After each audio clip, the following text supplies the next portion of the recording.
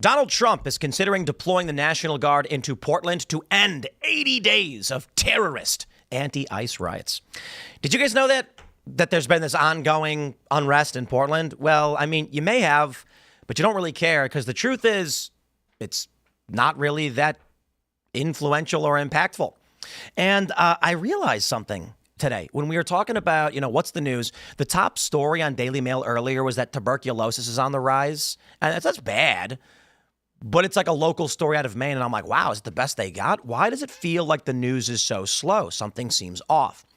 Now, I've been directly involved in on-the-ground news for about 15 years. And then I realized this is the first time in my career riot season is just not there.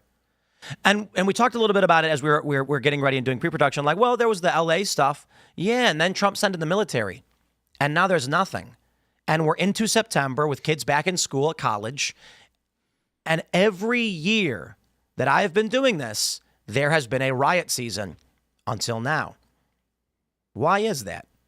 Is it that sending in the National Guard and the Marines was extremely effective? Or as many who are sitting here pointed out, maybe that once USAID money was gone, the NGOs and organizations that were funding and organizing these riots and protests are gone, so no one's doing anything anymore. Thus, it's a slow news season. And there's other more interesting things going on than even what's happening in Portland. But with all that being said, Trump is still deploying National Guard potentially in Chicago and Portland. I think it's working. So we'll talk about that. Then we do have some other big news. Speaker Johnson said Trump's an FBI informant. Yeah, he said on the issue of Epstein, Trump was an FBI informant, which is interesting because maybe that was a slip up he shouldn't have said. Maybe the issue Trump is concerned about, and I'm not saying it's definitive, but could it be that these documents will reveal Trump has been secretly working with the FBI for decades and snitching on powerful individuals? Could that be really, really bad for him and his business deals in the Trump organization? Maybe. We don't know for sure. But we will talk about that. And, oh boy, there was one of the biggest ICE raids ever on a Hyundai factory. Guys, 475 illegals arrested. Koreans. I knew it. These are illegal immigrant Koreans building cars in this country. I knew it. I've been saying this. Anyway, we'll talk about that. Before we get started, we got a great sponsor. We've got a couple great sponsors. We got Bearskin, my friends. You guys know Bearskin. Sponsor the show. They've got amazing hoodies and jackets. To be fair, it's 82 degrees outside, so it's bad enough I'm wearing the beanie, but I'm not wearing the hoodie. But it is amazing. It's very, very comfortable. And the outer shell that zips up into it, actually, you can wear it even when it's warm out because it's very light, and it's a great rain jacket. So you guys, you know about Bearskin. It's BAER, right? So BAER.skin/Tim. You get 60% off. You can also text Tim to 36912. Smart people right now, they're locking in their winter gear because summer is coming to an end. Fall is coming. And I tell you this, prices are going to go up. You know they do. So if you buy it now, you're going to be saving money. These hoodies are built like tanks. 340 GSM microfleece, 10 pockets, a clean, rugged fit. Plus, you can zip right into that heavy storm rain jacket, become 100% waterproof. You'll get free U.S. shipping, fast delivery, and you've locked in your winter gear already. Win-win. I recommend it. Do yourself a favor and text Tim to 36912 to get 60% off. Again, text Tim to 36912. They'll send a link to your phone. Maybe you're busy, you're driving, whatever it is you're doing, you're watching the game. Send that text. Then you can come back later, click that link, pick up that amazing hoodie. Shout out Bearskin, or don't forget BAER.skin/Tim. Grab it while you can. We got another sponsor, my friend. It is WebRoot. Check out webroot.com/pool. Shout out to WebRoot for sponsoring the show. Live a better digital life with WebRoot. You get 50% off total protection or WebRoot Essentials when you visit their site. So everybody understands cybersecurity. It's not very sexy, you know what I mean? However, what's better than the confidence that comes with knowing your digital life is protected from malware, ransomware, identity theft, accidental deletions, natural disasters, and more? WebRoot is for your digital life like Geico or State Farm is for your physical life. It's protection for you or the whole family, but really the whole family. So when we say protection up to 10 identities, we mean it. 10 identities that do not have to live under one roof. You can protect yourself, your spouse, your kids, your parents, your in-laws, your crazy aunt, etc. Plus, there's a dedicated elder fraud hotline, elder fraud hotline, to remediate incidents and assist caregivers. You shouldn't have an antivirus that acts like a virus. WebRoot Essentials won't interrupt your daily life. It's 33 times smaller and scans your devices 6 times faster than competitors. It also installs faster than competitors, so you get protected quickly and back to living your life with peace of mind that it's not going to slow your computer down. If you don't have identity protection, you're not protected during a data breach. And every time you check the box for a company to remember your credit card, your safety is dependent on that company's cybersecurity. So when that company has a breach, unfortunately, most often, that means your info goes with it. And there are sites you can check, and I recommend you do this, where you can look up your email, and it'll tell you all of your information that's been hacked and breached and sold. So I do recommend that you guys take this stuff seriously. But shout out to WebRoot. Go to webroot.com/pool. And shout out for sponsoring the show. Don't forget to also smash that like button. Share the show with everyone you know. It's going to be it's going to be a good night. We got a great guest joining us, and there's a lot more to talk about than just the news. We're having a great debate this morning about the National Guard, but we're joined by Doug Wilson. Hey. Who are you? What do you do? I'm a pastor from North Idaho, and I was here to speak at NatCon, and we have a church plant in D.C. I'll be preaching there on Sunday, and in between times, we thought we'd come up here and visit you all. We were having a really interesting discussion this morning about the National Guard deployment. We're having a debate with this liberal guy, and the issue of Christian nationalism and theocracy came up. So I think a discussion of what this country should do, where we're going, I think it'll be interesting. Yeah. So it's great to have you. Yeah, thank you. Absolutely. Ian is hanging out. I mean, yeah, man, this is so cool. I've been thinking a lot about this too, because I've sort of been lately like Americanism's kind of like the new religion. It's like after Christianity, it turned we kept some of the virtues and we got rid of some of the sins like pride but it's very interesting how they're so connected, Christianity and being an American. Yeah. Great conversation. Good to see you, Doug. And Great I'm to be here. About to tweet it out. We also got Phil. Hello, everybody. My name is Phil Labonte. I'm the lead singer of the heavy metal band All That Remains. I'm an anti-communist and a counter-revolutionary. Let's get into it. Let's go for the news, my friends. We've got this from the Post-Millennial. Trump considers deploying National Guard to Portland after 80 days of terrorist anti-ICE riots. Quote, these are paid terrorists. If we go to Portland, we're going to wipe them out. It's a bold statement, but there is something interesting in this. Even though they've been ongoing for 80 days, nobody really cares because they're not doing anything. I mean, there was that one video where the local resident, that black woman, was upset, saying they're banging pots and pans. But a bunch of, like a couple dozen leftists banging pots and pans is a local news issue. Mm-hmm. It's not widespread national protests. I'm going to go ahead and say, I think Trump sending an ICE, shutting down USAID, and deploying the National Guard into the LA riots has basically shut the left up. And I don't know, maybe it's the calm before the storm, but it feels like Antifa is gone. Mm-hmm. It's just gone. And so are the Proud Boys. It's sort of the fear of the Proud. The whole fear of like domestic terrorism's kind of gone. It's more about illegal immigration and the domestic terrorism that could come from something like that, like an Iranian, sleeper cell or something like that. I'm not sure does that qualify as domestic if it's someone That's a good point. Iran that comes in illegal or that had come in illegally a couple of years back. I don't know. Like, are they funded by Iran and they're American citizens? I don't think that counts as domestic. But to your point, I don't know that the everything going on with the Proud Boys has anything to do with the administration. I think the Proud Boys are actually reactionaries. They're a reaction to all the stuff that was going on with Antifa. I mean, Antifa was really out of hand.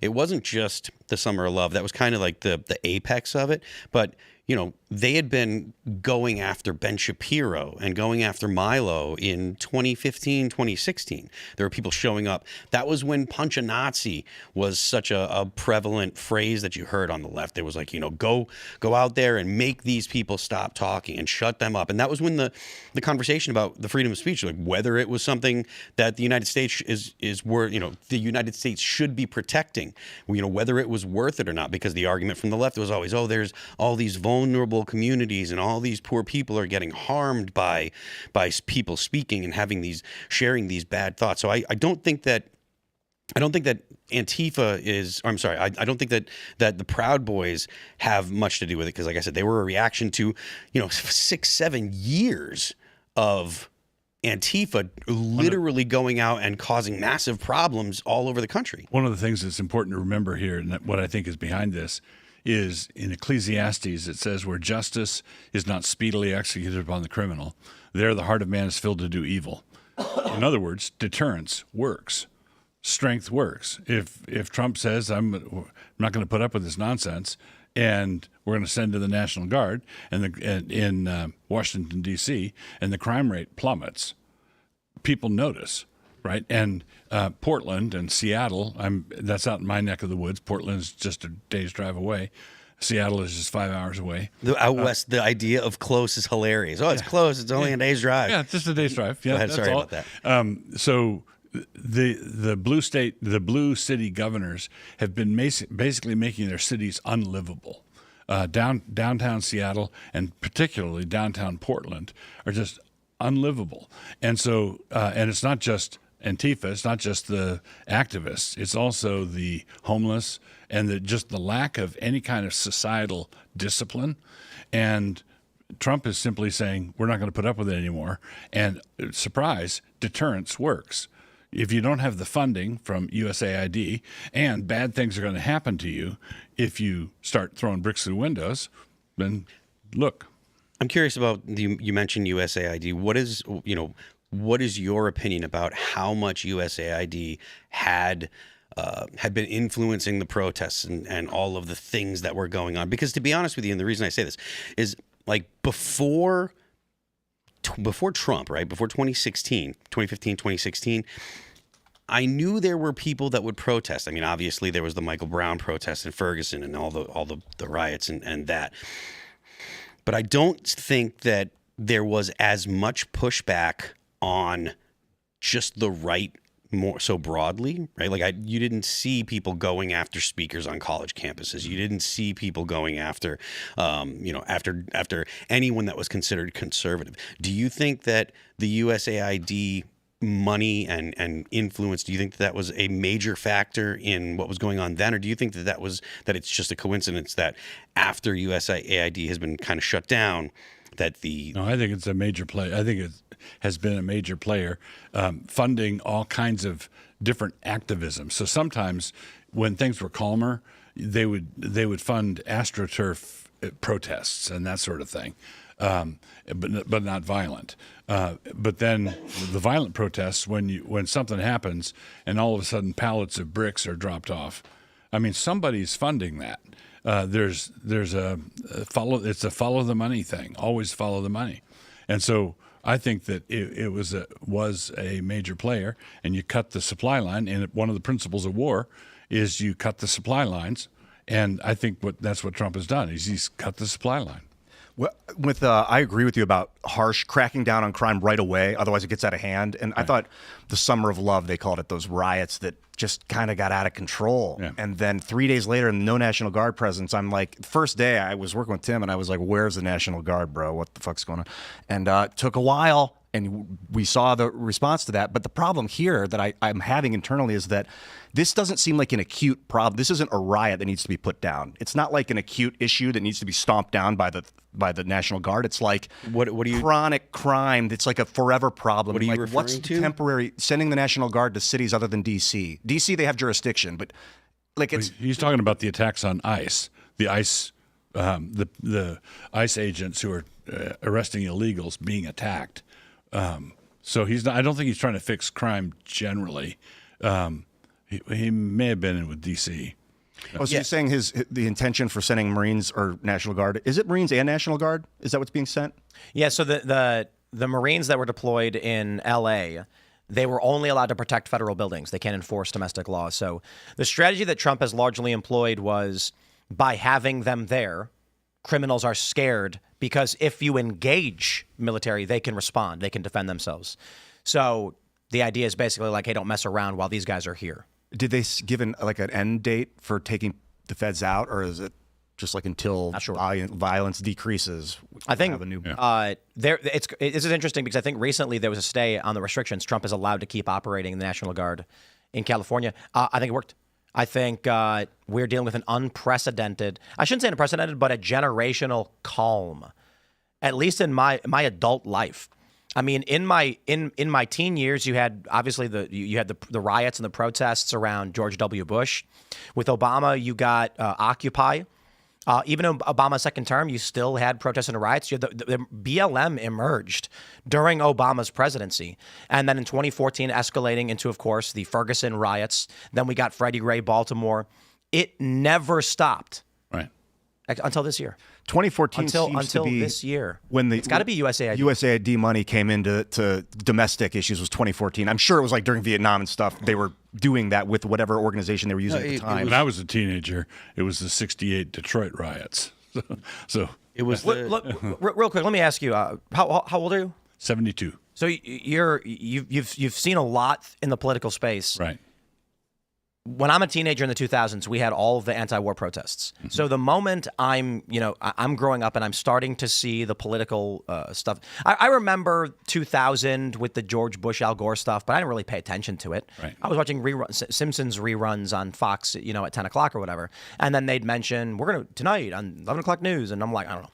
Then I'm like 17, 18, and people are marching in the streets.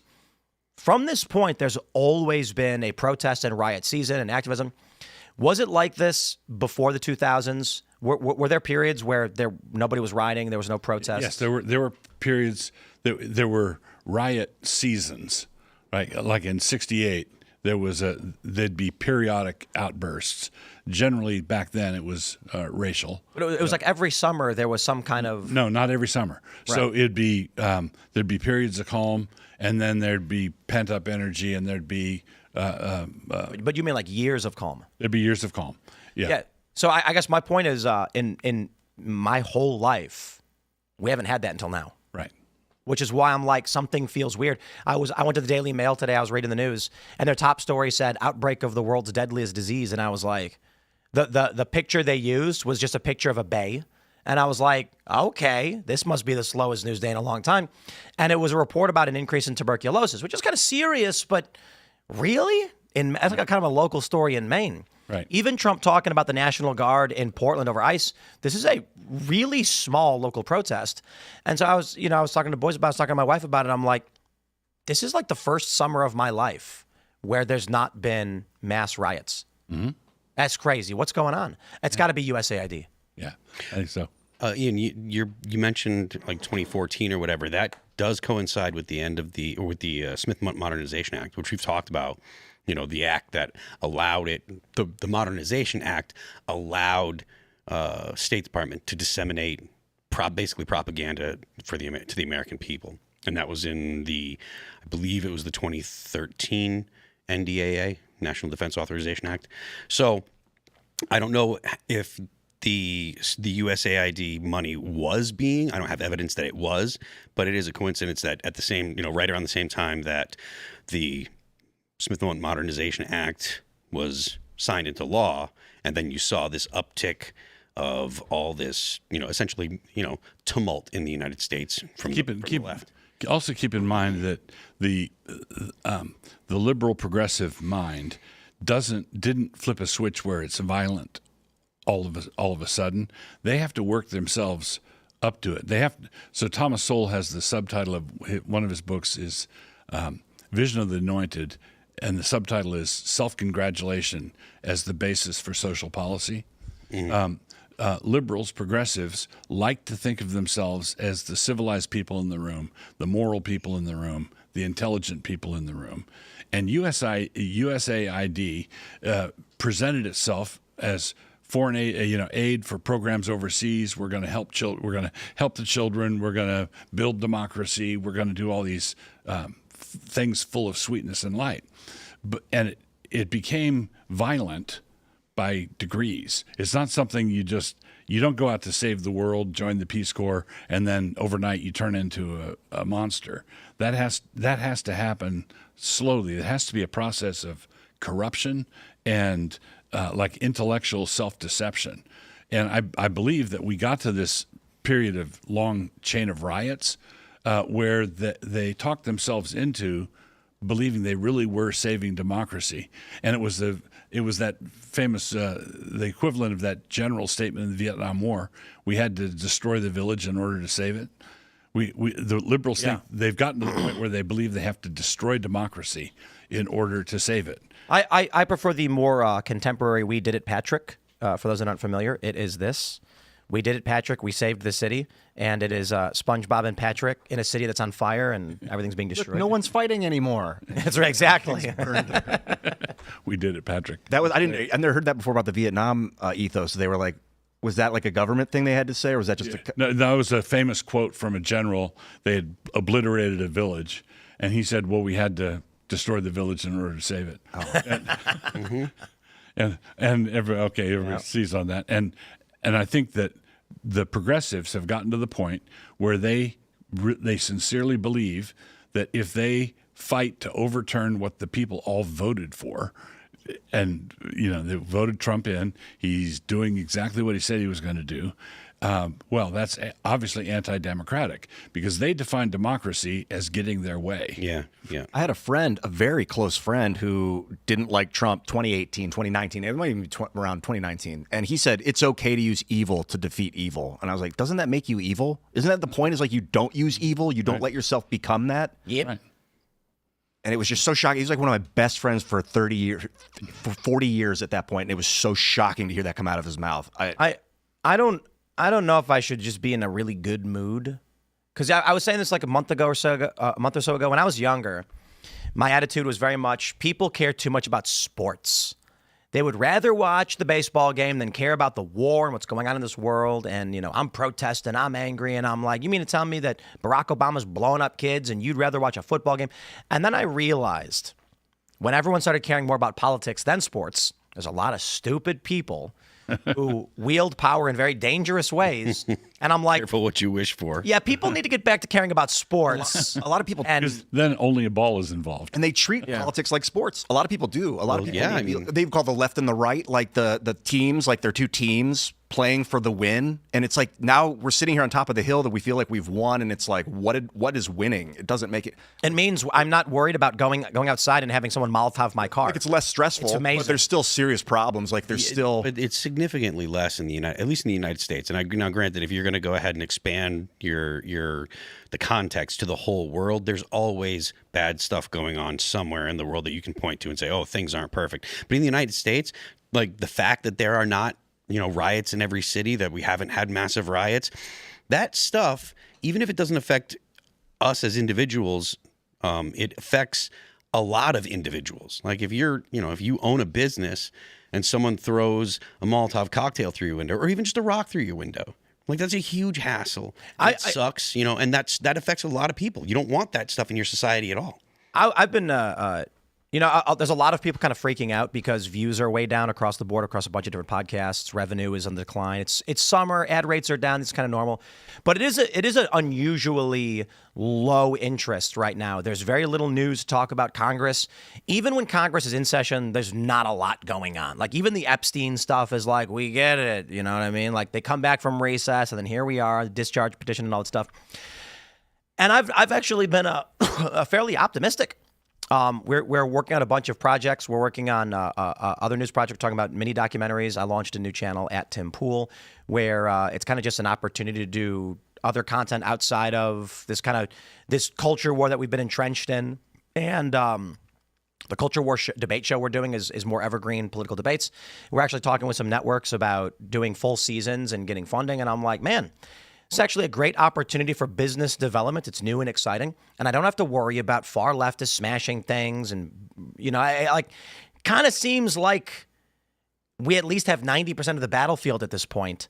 And the left has just totally been washed out. I mean, Cracker Barrel, Bud Light, Target, even Hooters is trying to rebrand to be family friendly now. Did you guys see that story? No, what happened? They're getting rid of the...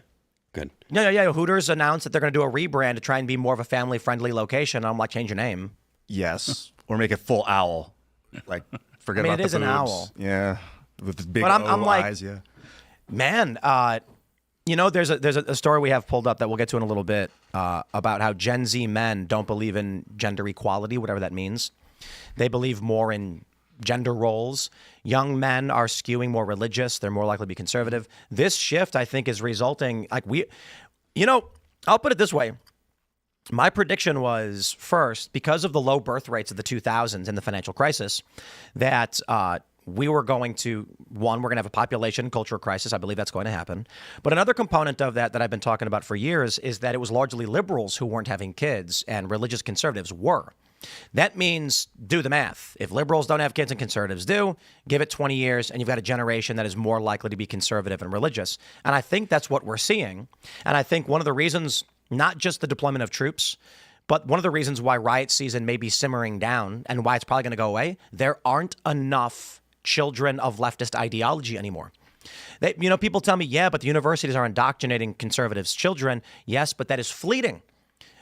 Parents will always have more influence than universities. Some kids from conservative families will go leftist, but it's not a guarantee. Now, if you're born to a purple-haired pair of moms, or I should say if you're born, surrogacy or whatever, to two dads or whatever, you're more likely to hold that ideology to be leftist. But on the college thing, keep in mind that colleges across the country are about to go off a demographic cliff. Yeah.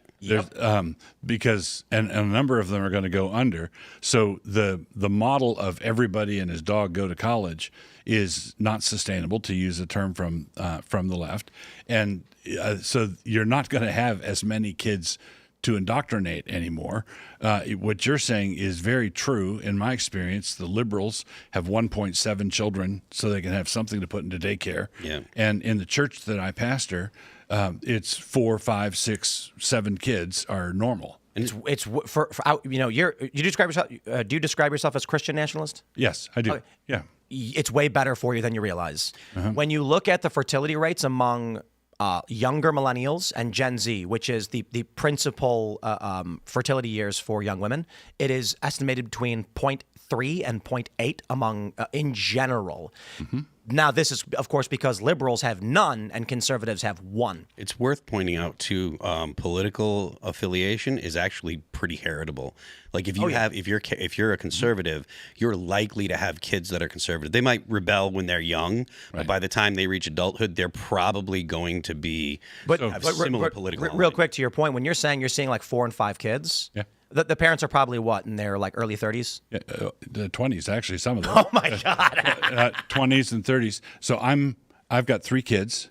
I have 18 grandkids. Congratulations. And yeah, thank you. I've got 4 great-grandchildren. Wow. And 1 more great-grandchild on the way. So my wife and I are just a humble couple, and we have multiple descendants. And my kids, one kid has 5, another kid has 5, the other has 8. So how old is your oldest great-grandchild? My oldest great-grandchild is 2. Oh, okay, super young. Yeah. We were having a conversation about this. There's a viral social media post where someone posted, "My grandfather gifted me his PlayStation 1. What do you think about these games? Do you have any recommendations?" And then someone responded with, "Your grandfather? Is this a rage bait?" And this, because like you're intentionally trying to antagonize the millennials or whatever. And the person responded with, "My father was 28 when he got the PlayStation 1 when it came out. He had his first. My dad was born. My dad was 8 years old when my grandfather got this. He had my dad at 20. My dad had me at 20. I'm now 18, and my grandfather is 40 years older than me." Which was like totally normal until 80 years ago or something. So if you go back 100, 200 years, it was not uncommon for a grandparent to live with their great-great-grandchild. Right.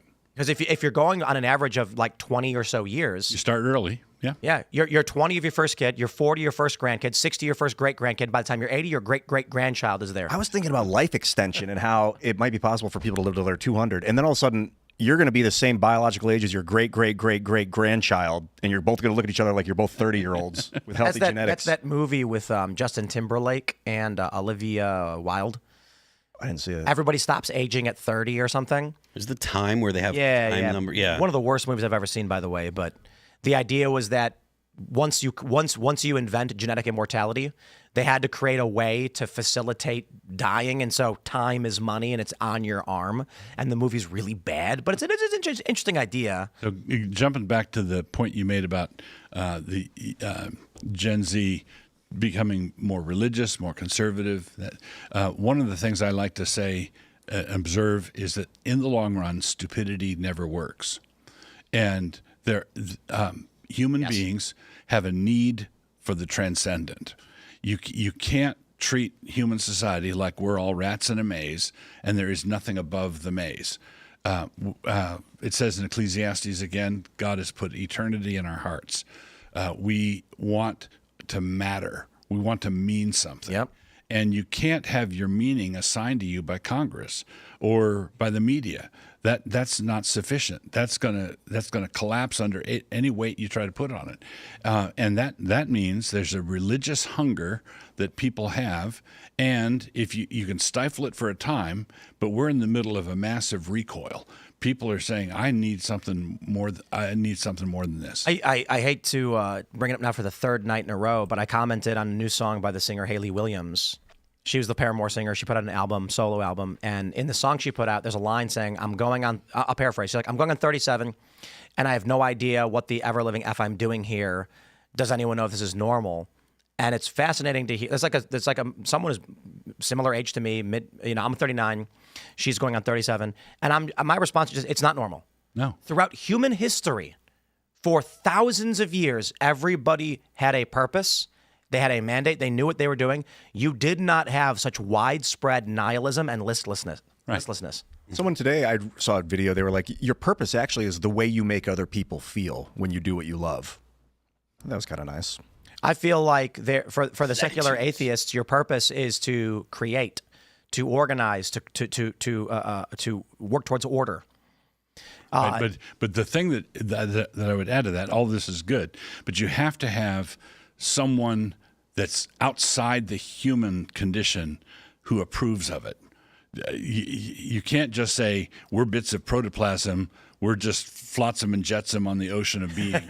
Yeah, I mean... That's a good way to put it. Right. Flotsam and jetsam on the ocean of being. Yeah, I mean, essentially the argument that you're talking about is without some kind of foundation, then life has no meaning, right? Like without God or without a spiritual anchor, then there is no meaning to life. And people can say, well, I have this meaning and I have that meaning. But if your meaning is all subjective and there's no rock that it's based on or no serious foundation, then your subjective meaning doesn't mean anything to me. We do. I really want to get to this next story about the Epstein thing, but I want to make one more quick point on. I say it all the time. I'm not a Christian.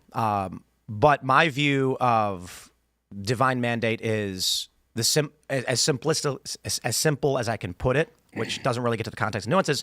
Create order, build, grow, or quite simply, be fruitful and multiply. But there's more than just be fruitful and multiply. There is be good stewards of the earth, protect others, and stop evil. And evil, overly simplified, is efforts towards destruction and chaos. And when you look at the leftist and liberal worldview, over at least my lifetime, they are agents of chaos. Yeah. They're the Joker. Push back against entropy. They are the agents of entropy. Yeah. They seek to dismantle, destroy, and disrupt. It says in Proverbs chapter 8, Lady Wisdom is talking in Proverbs 8, and she says, all who hate me love death. And this basically the whole progressive element is a death wish. They want things to die. They want economies to die. They want babies to die, babies in the womb to die. They want marriage to die. They want men and women and their identity as men and women. They want all that to die. They want it all to wither and turn brown. And let me add this. I know that there's going to be liberals who say that's ridiculous. I don't want anyone to die. I would never think that. Let's just step outside of the personal feelings on the matter and take a look at the consequences of action. Yeah. The consequences of the modern progressive worldview is death, destruction, and chaos. Yeah. Just listen. This PBD, Patrick Bet David, surrounded by 20 anti-capitalists, was so great because you see them espousing an ideology where if you literally just follow the logical steps of what they're proposing, it is death, destruction, and chaos. Mm-hmm. When they say communism, a cashless, classless society, what they're saying is you will live the way I demand it or else. Yeah. And the ethos they espouse is this surface layer that when you actually ask them the questions of what does it mean and how do you achieve this, they end up basically saying, I guess we have to have the killing fields again. Mm-hmm. We know the results of that ideology and where it leads to. It is chaos, destruction, and disorder. Communism killed 100 million people. You know, I choose order over chaos, but the problem with just order is like I agree that people need some something other than beyond. But then, like, where do they get that from? Do they get it from the media? Is it the media that tells them? And then I start thinking, like, what is the media, man? Media is books and television. It's whatever the information is delivered on. I'm a preacher, so I'm going to say the Bible. I'm going to say God did not leave us in the dark. The Bible also is a piece of media. This is what's been going on with my mind. And it's like, they tell me this is like, I get morals and things from movies and television. I can learn from stories. But if a piece of media tells me this is true, I need to do research. What do you classify? How are you classifying the Bible as media? Because it's just a book. Book is like one of the oldest forms of media. But he's not wrong. Well, but the reason I say that is because, like, would stories that are handed down be considered media? And the reason I ask that is because obviously most of the Bible, not the New Testament so much, but the first part of the Bible, the first half of the Bible, the Old Testament, not half, the Old Testament was actually stories that were handed down verbally before people were writing. And they were really, like, whether or not you believe in God and you believe in the literal nature of the stories in the Bible, they really do lay out a way to live your life that will produce mostly good results for the most people if you live your life that way. Yeah, I think the story, like the morals from the Bible are key. And a lot of, even in movies, sometimes you'll see a movie and you'll be like, I'm going to change my life. But people won't do it. If I get up in my own name and say, hey, my good advice, I'm older guy. Here, why don't you live in a decent way? That's not authoritative enough. No, true. So I'm just an old geezer. I'm a boomer, and I'm telling you to shape up. Who needs that? Who needs that? There's a difference between a preacher, like a modernist liberal preacher, getting up in the pulpit and saying, "It seems to me," or on the other hand, or at the end of the day, and a conservative preacher who stands up and says, "Thus saith the Lord." The Lord God Almighty, who made heaven and earth, this is how He wants you to live. And then a smart kid is going to say, how do we know that? And I'd say, well, I believe the Bible is inspired by God, because God, who made heaven and earth, did not leave us abandoned in this awful world. This world is a place that can go to destruction, chaos, and all the rest of it. I actually believe it's objective. That when you study enough about the nature of existence, the things that humans universally agree upon and find to be good, what I've stated, and I got, what's funny is the most pushback I get on this statement is actually coming from Christians, because I suppose it is trying to, like, create apply like a Christian moral worldview to secularism, whatever. But my argument is, when you take a look at the history of the world and the religions of the world and the civilizations of the world, pretty sure all the people here would agree we have the best one, be it wealth, access, the expansion of rights, and it was all built on a Christian moral tradition. Well, all I can say for now is I certainly don't think we found the end-all be-all of truth in the universe. Christians, maybe you found a component of it. My argument is, as far as I can see right now, based on what we know, there are many religions that are destructive, chaotic, and evil, and hate each other and commit acts of violence, or promote behaviors that are destructive to life, like cousin marriage, for instance, which science has shown us already is really, really bad. Then you take a look at the Christian moral tradition, the nations born upon it, and they're too nice. They've been very forgiving and welcoming and open. There's a sort of like subservience built into it, I think, that needs to be shattered for the Christian to awaken. Like, your Lord, that term, because your king was your Lord. And I feel like the Roman wanted you to call him Lord, and they would be like, bow down, say my words, call me Lord. And it's the guy standing up there reading the text. And like, you want people to be like Jesus. You want them to stand up and be leaders and for their community and heal people. And what I would say is, to the point I was making previously, is that there are religions today that say believe or die, claim it's true or else. And that's not what we have in Christianity. Right. In fact, Christians are too forgiving to the evil.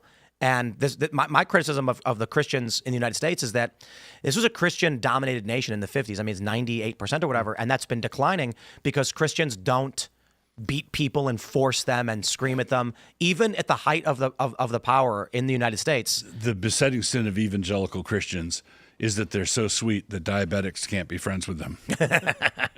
Why is But- that? but- what, from your it- it experience, is- why do you think it is I'm sorry, just real quick. It's fascinating how the left paints Christians in this country as like an evil, fascistic, authoritarian, the Handmaid's You know Tale. what it is? And I'm like, real quick, if that were true, they never would have given up the power they had in the majority, and they would have entrenched those laws. They would have entrenched their faith and religion in the Constitution and the government, and they did not do that. Yeah. The reason, to answer your question, what happens is when you are young, lean, and hungry, you're tough, and you make your money, and in the business sense, and then you get complacent. Things are nice, and it's the difficult times. Hard men create good times create soft men. And in Deuteronomy, it says Jeshurun waxed fat and kicked. So what happens is the evangelical Christianity was a victim of its own success. It helped create a very stable society, one of the most productive societies, and they got complacent and lazy. And I think you're exactly right, didn't defend what they ought to have defended. Let's jump to this story. We'll move on from here. It was a great conversation, by the way, but I enjoyed it. We've got this story from the Daily Mail. President Trump and FBI informants. Speaker Mike Johnson may have just spilt the beans as to why Trump is so concerned about this Epstein story. Referring to is the hoax that the Democrats. Super quiet. Hold on. He has never Start again. referring to is the hoax that the Democrats are using to try to attack him. He has never said or suggested or implied. I've talked to him about this many times. It comes He is across as horrified. calling the whole thing a hoax. It's been misrepresented. He's not saying that what Epstein did is a hoax. It's a terrible, unspeakable evil. He believes that himself. When he first heard the rumor, he kicked him out of Mar-a-Lago. He was an FBI informant to try to take this stuff down. The president knows and has great sympathy for the women who have suffered these unspeakable harms. It's detestable to him. He and I have spoken about this. Now, there's a couple theories on this. One is that Mike Johnson let slip this statement to try and protect Trump's reputation. There's also that, basically like, oh, did you know he was an FBI informant stopping it? That's why. Or I think there's a strong possibility here. I don't know for sure. I'm not saying I trust Trump on any of this stuff. Elon says he's in the files, whatever. Let's get the files and figure it out. But let's at least entertain. Did Speaker Mike Johnson maybe accidentally just slip up that Trump was an FBI informant? And the reason why Trump doesn't want the documents released is that they're going to show that Trump was snitching on powerful people. That's prominent, wealthy individuals doing untoward things, and the documents are going to show that Donald Trump was a snitch. Here's the argument that I don't know, obviously, but the argument against that would be if there was material in the Epstein files that would be damaging to Donald Trump and his business relationships, it would have been out by now. I disagree. The Democrats would have gotten them with it. If it was implicative of Trump, if the documents show that Trump was doing bad things to children and underage girls, they'd have released it. But if the documents show that Trump was working with law enforcement to stop this, that's not damaging to Trump's reputation among his voters. It's damaging to Trump's reputation among powerful elites he needs to do deals with. So the Democrats might be thinking it's going to help Trump. If we leak files showing that Trump stopped Epstein, people are going to cheer for him. Right. Trump may be saying, if they find out that I ratted on Bill Gates and Bill Clinton and I was the one actually spying on him or wore a wire or did who knows what, these people aren't going to want to do deals with his business. If Trump was snitching on prominent world leaders, I'm not saying he did. I'm not saying I believe that's the case, but it could be an explanation. Trump was a snitch. I'm going to put it this way. I'm going to paint Trump in the worst possible light in this regard. Trump only cared about himself. He only cared about his organization. When he heard about what Epstein was doing, he said, this is exposure I don't need. And when the FBI came to him about Epstein, he says, I'll do whatever you want. I'll help you out. And they say, wear a wire, give us a list of names. What if Trump gave ledgers from his club to the FBI? What's going to happen to Mar-a-Lago when all of the people who spend their 20 grand, I think it's like 200 grand to sign up or something, maybe I'm wrong, but it's like 20 grand a year or something. What's going to happen when a bunch of these people find out that their names and private information were handed over to the feds as part of a criminal investigation into Epstein or to illicit activities? What if Trump was informing more than just Epstein? What if Trump was feeding the FBI information on tons of cases about prominent, powerful elites? That would be extremely bad for Trump's business and his dealings with powerful elites, so much so that he'd be like, we can't release this stuff. It would destroy my family's business, my legacy. If people find out that I was basically a spy for the federal government against powerful elites, the populace, his voter base might be like, wow, Trump was actually trying to stop bad people. That's not what the powerful people are going to think, though. They're going to think, destroy this guy. I want revenge. Yeah, I mean, look, I don't know how true this is. I'm interested in finding out more, but I will say this is actually it's more believable that he was an FBI informant than that he was a KGB informant, like it was asserted by what's his name. So Jonathan Chait. Yeah, Jonathan Chait. So I think that and also it would be a good thing because it would prove that he's more patriotic than Jonathan Chait would think as well. But yeah, I don't know that he is, obviously, and I want to see more information. There's a tweet going around that was I forget the guy's name, but now that this has come out, there's more information kind of trickling out. People are saying yes, Donald Trump was an FBI informant. Has Johnson been asked about the comment? Has there been a follow up? Hey, what do you mean by that? I think this actually just came out a couple hours ago. His So eyes. I don't know if there's been enough Right time. after he says the word informant, look at his eyes. His eyes get real wide and he blinks. Do I have another and one? then a couple seconds later, there's he looks this at the video. camera. Did I just do that? Let me play this video for you guys. Listen to this. You actually tried to press up on Trump, but you could never get to him Yeah, because he had ex-FBI agents all around him. all the time. And I tried a couple times to press him and make arrangements where I could work with him and earn with him. I did that with other big contractors. I had the power of the unions. I could do all kinds of little things, but I couldn't get to him. He wouldn't bite. He just wouldn't bite. He didn't want to do anything like that. And there was layers of people in the middle. One of my guys said, we'll go up to the office. I said, we'll go up to the office. Everybody around him is an ex-FBI agent. We'll go up to the office, we'll get cuffed, and we'll go right to prison. Wow. So forget about Trump. He's a legitimate guy. He don't want to do it. Forget about Trump. And This for actually context, that's Sammy the Bull Gravano. So he's a fairly well-known organized crime guy. It makes What if a component of Trump's acrimony is anger, is that he spent a lot of time thinking that he was cooperating with the feds, that he was in their good graces, and then when they betrayed him and went after him, he took it very personal. You know, firstly, so much weird stuff. When he visited or someone visited Ghislaine Maxwell, was basically the ringleader of the whole Epstein. You call it the Maxwell Files is what it should be called. It's her running this thing. She had Jeff put her in a minimum security prison, and then a month later she says Trump never did anything toward. I'm like, all right, that smells. So I'm like, maybe Trump was hooking up with underage girls, and that's why all of a sudden he's like, it's a hoax. But I think your conspiracy crazy theory might be more realistic because he's such an ordered candidate. He's such like a law and order guy that he would have worked with the feds, like happy to. Because he might have went to them. Because if he was doing dirty work with underage girls, the Democrats had access to that for years, and they could destroy him, and they didn't. And so now it's why is Trump freaking out over this? The Democrats didn't release it, and you know they would have. They falsely accused him of rape in New York, civil fraud. They tried arresting him. They literally arrested him, tried convicting him several times. They'd have taken any opportunity. I'm not saying I know for sure. I don't know if it's my theory. I'm just saying if this is true, there probably is a higher probability that Trump's a snitch. Honestly, and I'm saying that intentionally. It makes me love him more if he complied and worked with the FBI on getting Epstein thrown away. That's a good thing. Not just Epstein. Prominent, powerful elites like, when he's saying Trump was surrounded by ex-FBI guys, how does Trump know the ex-FBI guys? And he was so famous in the 80s. Who in his circle is like, I can get you connected with guys who were in the FBI? But a lot would ride on the powerful elites. What were they doing? And was it really bad? If it was Epstein level bad deeds, then that's not going to hurt him. How cool would it be if Trump was an informant for the FBI for a long time? Like actually saying, listen, I'm going to do my family business. Anywhere I can help you, I'll give you information. So with all his foreign business dealings, the feds were like, we want information. These guys are like, I'll help you out. I love this country. And then in his dealings, he discovered Hillary Clinton was a crook. She was doing untoward things with the Clinton Foundation. And he thought, I better run for office and put a stop to this.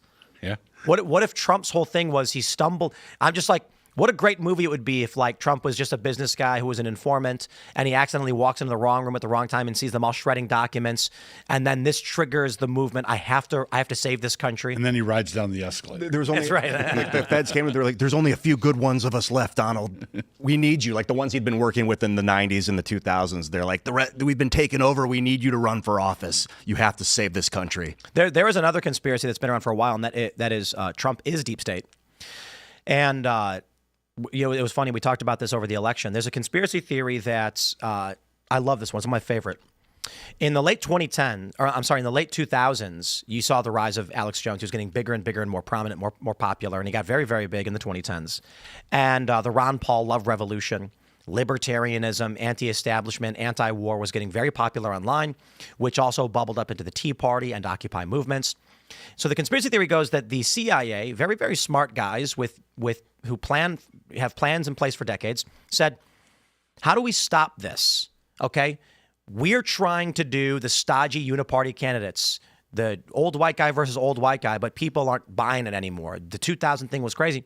You get Obama. They say, the deep state goes, we're going to do Obama. We're going to the first black president. Still got protests after Obama won. People were still upset. Occupy Wall Street was during Obama's first term, 2011. And so CIA says, something's not working. There's a populist uprising happening. What do? Here's the idea. We need a popular candidate who can play the villain of the establishment, but who's actually in it the whole time. So the conspiracy theory goes that Donald Trump is friends with Hillary Clinton. He's friends with the deep state, and they set him up to make it look like they were attacking him so that the conspiracy theorist anti-war faction would side with Donald Trump like Alex Jones had done. Then when he wins, the populist movement gets back behind the person you chose in the first place. You know, the controlled opposition, essentially, maybe, except I feel like Hillary wasn't at the level of the people that Trump was. If Trump was working with FBI, I feel like there are people in the middle that didn't know, and they just got, rolled. Entertain this. Brian Krasenstein says, Mike Johnson just claimed Trump was an FBI informant to help take down Epstein. If this is the case, then Trump would be a hero after it's all released and the Epstein files. Release the files. Interesting. When the liberals are saying Trump would be a hero if that were true. Interesting. Yeah. I don't think Trump is deep state. I think the simple solution tends to be the correct one. I think Donald Trump was an outside of the uniparty candidate. They didn't think he was going to win, but he's a celebrity who knows how to sell. They stumbled into it. He ended up winning. Hillary thought she was going to win, but Trump squeaked by with 3 states, getting about 80,000 votes in those states, put him over the edge. They got angry, lost their minds, and started having a temper tantrum, as they do, accusing him of being a spy. It bubbled up and escalated to the point where they literally arrested him and tried putting him in jail and stopping him, but then ultimately lost, and here we are, and Trump's largely won. Yeah. We knew that Trump had worked with the FBI over Epstein. They said this like few months ago. It had been made pretty clear that he'd already in the past been in contact with the FBI over Epstein. Now the word informant, it's almost semantic. He probably feels bad about saying that word because of the weight of the word. But also, you inform on one guy. The FBI's once you're an FBI informant, you're kind of an FBI informant for life, I think, from what I've heard. He could be lying. That's true. That's a real simple. Just a misstep. He misspoke. Yeah. He meant to say that everybody knows that Trump had basically not been an informant, but had given a statement to the FBI. Dude, if Trump informed on Epstein and a bunch of other billionaires, good.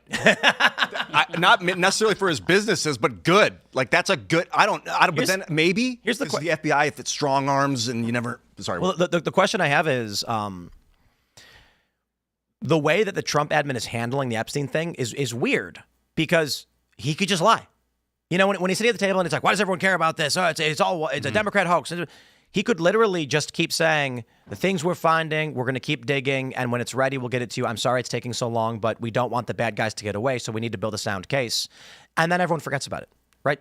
I've been saying this since the beginning. If Dan Bongino came out and said, we're looking at all of these Epstein files, and it's dark stuff. Guys, I am not going to release it before we're ready because the bad guys will get away if we do. So it's going to take time. Everyone will forget about it.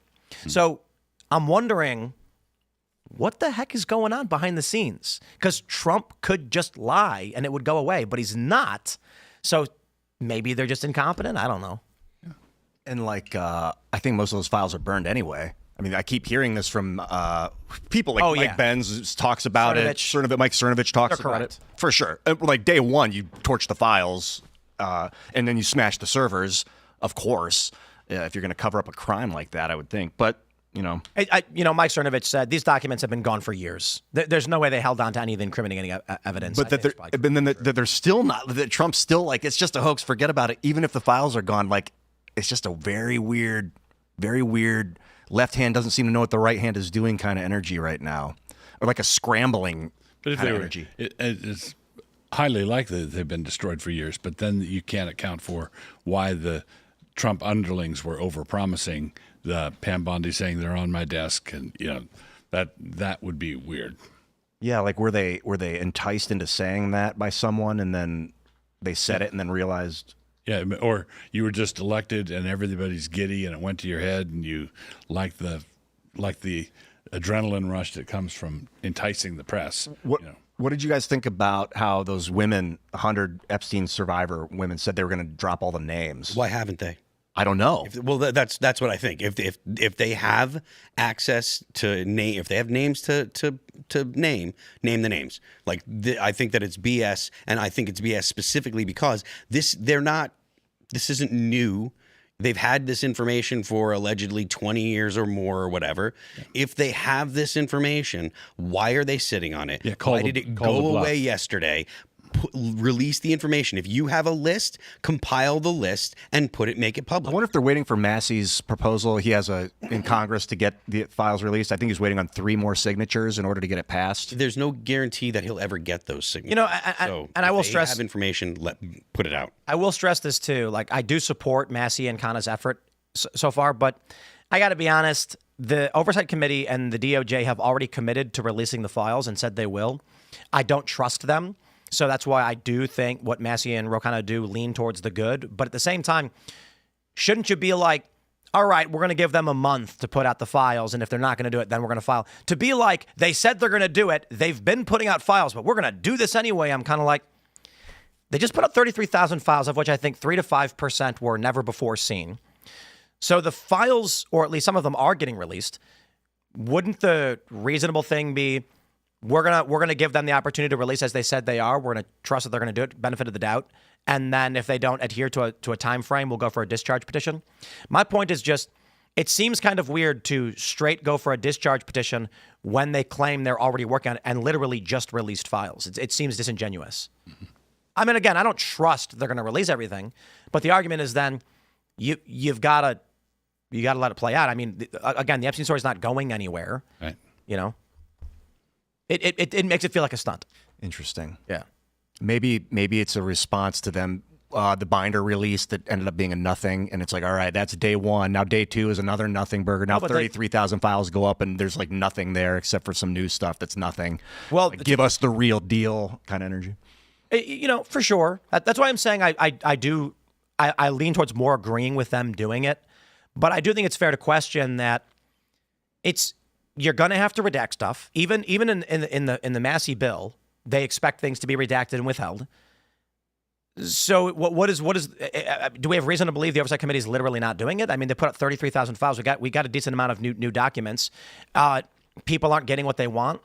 So again, I'll stress, I'm begrudgingly saying, well, you know what, they should do it because we just get them released anyway. But isn't there a component where it's just like, why don't you wait? I bet Massey is doing what he thinks his constituents want. Oh, yeah, for sure. Of course. That's what this is all about. He thinks the people want it, so he's a vessel. Yeah, that's probably right. Let's jump to this next story. Ladies and gentlemen, the largest ICE arrest raid in history. 475 workers. And these individuals were from Korea. Working in a Hyundai plant. Hyundai and Kia. I never trusted these Koreans. You know what I mean? They're very good at math. You know what I mean? They're architecturally genius. Oh yeah, I can attest to their math skills. Their ability to build trebuchets, second to none. Is that true? It was funny to hear that there's a lot of. I'm Korean, by the way. That's the joke. I think everybody knows that. I don't know. But it is funny to hear that actually there's 475 Korean workers here illegally. Like no one saw that one coming. How'd they get here? Yeah, I don't know. Bering Strait. Well, the one thing that was like 200 years ago. The one thing I will say though is more so. Well, maybe not more so. Let me clarify. Typically, the illegal immigrants from Asia we see are indentured servants. So what you'll get is companies in Southeast Asia will say, we will move you to America and you will owe us $50,000 and have to work for us to pay it back. Just general, it's illegal. You can't do this. They don't tell you this, right? They don't come and admit to the United States where it's all indentured servitude. They keep this on the books in China and Korea. So a lot of the migrants that you meet working at Asian food restaurants or like spas and salons, they're indentured servants who have to work for 10 years for a trafficking organization. And that's illegal. I just don't think that there's a priority to enforce against it. Like no one in government cares. You think this is that? Sort of. The interesting thing about the indentured servants is that they're not here illegally. The company facilitates their immigration and pays the bills, and then they owe a debt. So it's indentured servitude. This is interesting because this is the much more nefarious.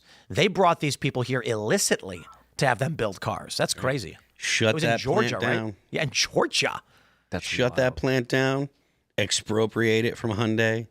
I mean, it's not going to. Oh, bro. It's not going to blow up Hyundai, the corporation, but still. If I were king, I would seize the plant. Yeah, absolutely. I'd walk in with Royal Guard and say, let this be known to all who seek to subvert the will of the American people, our economy, our laws. If foreign interests are operating factories with 500 illegal workers undercutting the American people, we will nationalize it in 2 seconds. Then what I do as king is I would auction it off to American car companies to own the factory. I don't want the government to own it. My joke on the riff off that is, if I were king, what a glorious 3 days that would be.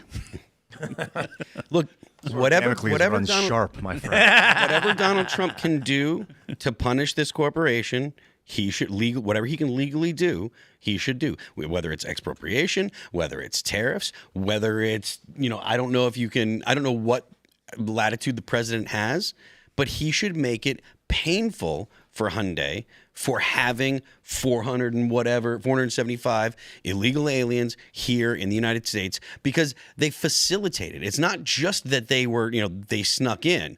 These were Korean workers from a Korean company. That means the company facilitated them coming in. Oh, yeah. There should be significant ramifications for Hyundai corporate. Yeah. Like maybe you tariff. I don't know if you tariff the company, but I know that there's all kinds of. Find them. Yeah, find the absolute hell out of them. There's all kinds of licensing that they have to do to be able to build a plant of this size in the United States. You should go after them in Korea, in South Korea, not just here in the United States. Go after them in South Korea for doing this. Just to clarify, out of 560 workers, 300 were South Koreans, according to local media. All of the illegal immigrants that were there? There were 475 arrests.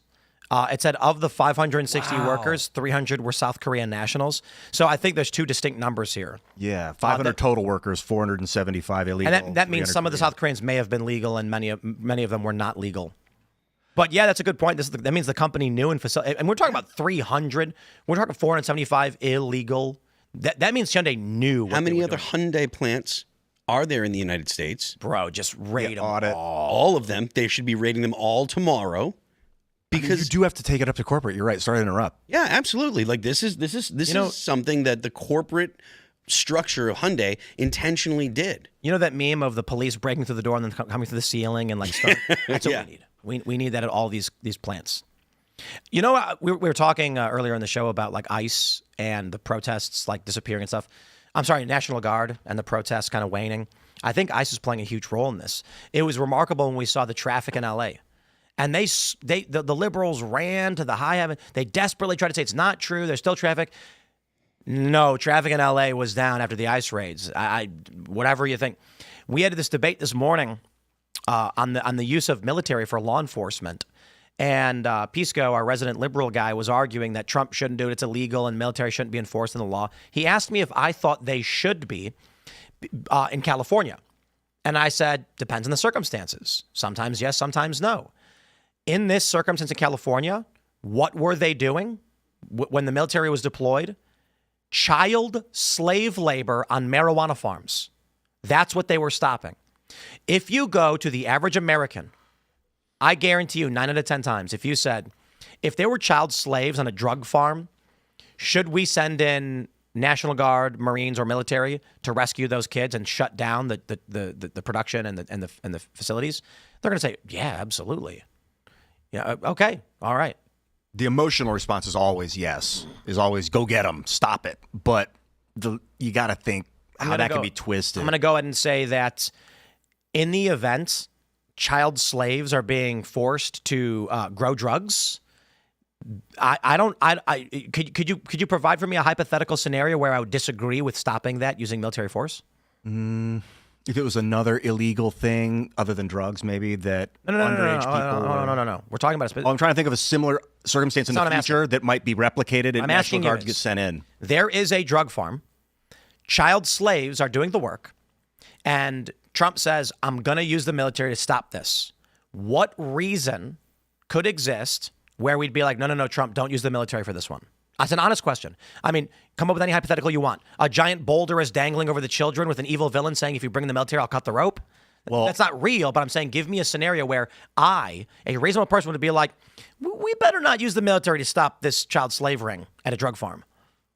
No, I think the reality is 100% of the time, a reasonable person, like anyone here, is going to be like, so child slaves are growing drugs. They have no choice. Yeah, let's go rescue them. What can't Donald Trump do when he gets Democrats to defend drug cartels, child slavery, this sort of thing? Yeah, I think it's an open and shut. The Democrats are underwater on 80-20 issues across the board, and this would be like a 95-5 issue. Oh, I mean, and the 5 only because some people are developmentally disabled. Own the farms. Was it just an operation where the National Guard was in and out? Yeah, they went in and basically made arrests of illegals and rescued the children who were working as slaves. But they didn't leave. The National Guard is not still present? I don't believe at those facilities, but I do believe the National Guard is still present in California. Doing a sting operation with the military on domestic soil is also a risky precedent to set, but if it's a sting operation and you're in and out, that's way different than... It's not precedent, it's legal. There are, so let's just clarify, because this is the debate we were having this morning. There are criteria by which Trump can deploy military for domestic law enforcement. It's called the Insurrection Act. In this case, he didn't do it. Now, what Pisco argued is that Marines were assisting in execution of warrants. And my argument, he said, so if it's illegal that Trump deploys the military, is it a good thing? And I'm like, sometimes. That's just, it's a ridiculous sophistry to be like, we're absolutists. Trump can never do a thing. I'm like, dude, in California, there were marijuana farms. Children were brought there against their will to work on those farms. Yeah, sorry, if the local law enforcement is protecting and facilitating this, Gavin Newsom won't do anything about it.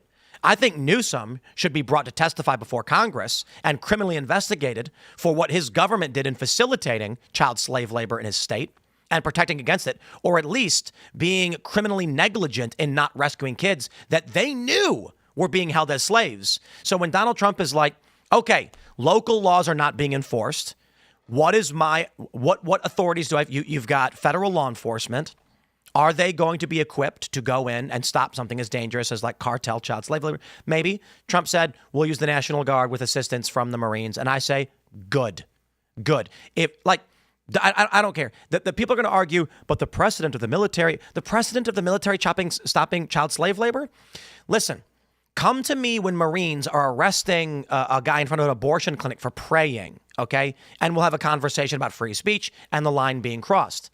But I'm not playing this game where liberals say, you are never allowed to stop evil, and we have no choice but to let evil happen. When you say child slaves, or were they like illegally brought here? Yes. And smuggled in, and they're just working on a farm? And forced by the cartels to work growing drugs. You got to rescue the kids. Indeed. But notice, when Eisenhower sent the National Guard to integrate schools in Arkansas or Alabama, I forget. I think it was Montgomery, Alabama. So everybody... all the liberals, progressives, yay, they're not concerned about precedent. They're concerned about outcomes. Mm-hmm. If something advances their agenda, they're for it. Yep. And if something retards their agenda, they're against it. And they don't care about process. Conservatives. I agree, though. Yeah. What's that? This is the argument I had with Pisco. I said that I disagree with Trump. He should ban TikTok. It's TikTok's it's already been codified as law and signed into law that TikTok should be banned, and Trump is refusing to do it. And he said, why are you citing law? I thought you said Trump shouldn't follow the law because it's ridiculous sophistry. And I said, sometimes. In my moral worldview, TikTok is destroying this country. Trump should enforce the ban. I'm questioning why Trump is allowing TikTok to remain. And I think it has to do with moneyed interests. And it's fascinating to me that when I say Donald Trump has moneyed interests in TikTok, so will not ban it despite the law being passed, liberals defend that and say, no, TikTok is... the point is, I consider myself, I've said this for 10 years, philosophically anarchist. I understand that the only laws that get enforced are the laws that people are willing to enforce. I don't believe that the way we should live as a nation is anarchy. So that's why I say philosophically, I recognize if you do not use your power, you have none. That means if Donald Trump says there are child slaves on a farm in California, and the standard process to end this would be local law enforcement in California putting an end to it, we say, did it happen? No. We move down to the next step. Then what do? The feds get sent in to put an end to it. What we get from libertarians, and not the good Mises Caucus libertarians, we like those guys, but we had a debate with a Reason magazine libertarian. The conversation was Democrats have illegally and illicitly arrested Trump's lawyers, unconstitutionally tried to stifle his campaign, to steal power in the United States. What is the remedy? And I was told by the libertarian, none. Democrats are allowed to be evil, but Republicans can't enforce the law against them because that would create escalation of conflict between political parties. So you just do nothing.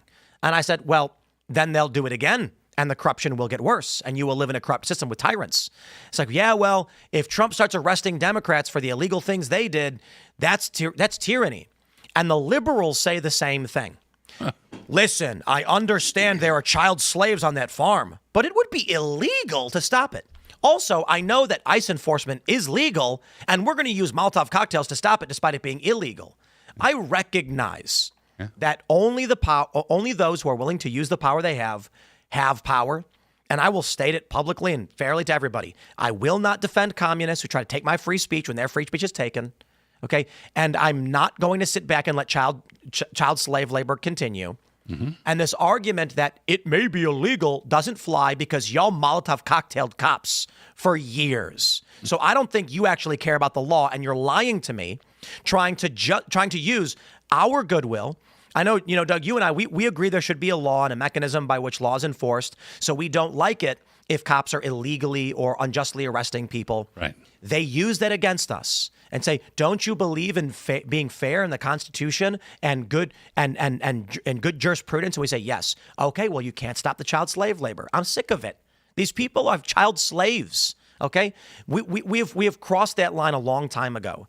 And I will put the cherry on top. It is not even illegal what Trump is doing. He has the authority to send in the Marines and the National Guard literally whenever he wants. He has to not to enforce the law. No. Trump can send all of the Marines, every single one, right into downtown Chicago. They just can't enforce law. He can tell them, I need you to go stand in Chicago, and they'll say, okay. All I'm doing is standing on the corner. But if a guy gets in his face, can they shoot him because he got too close? No.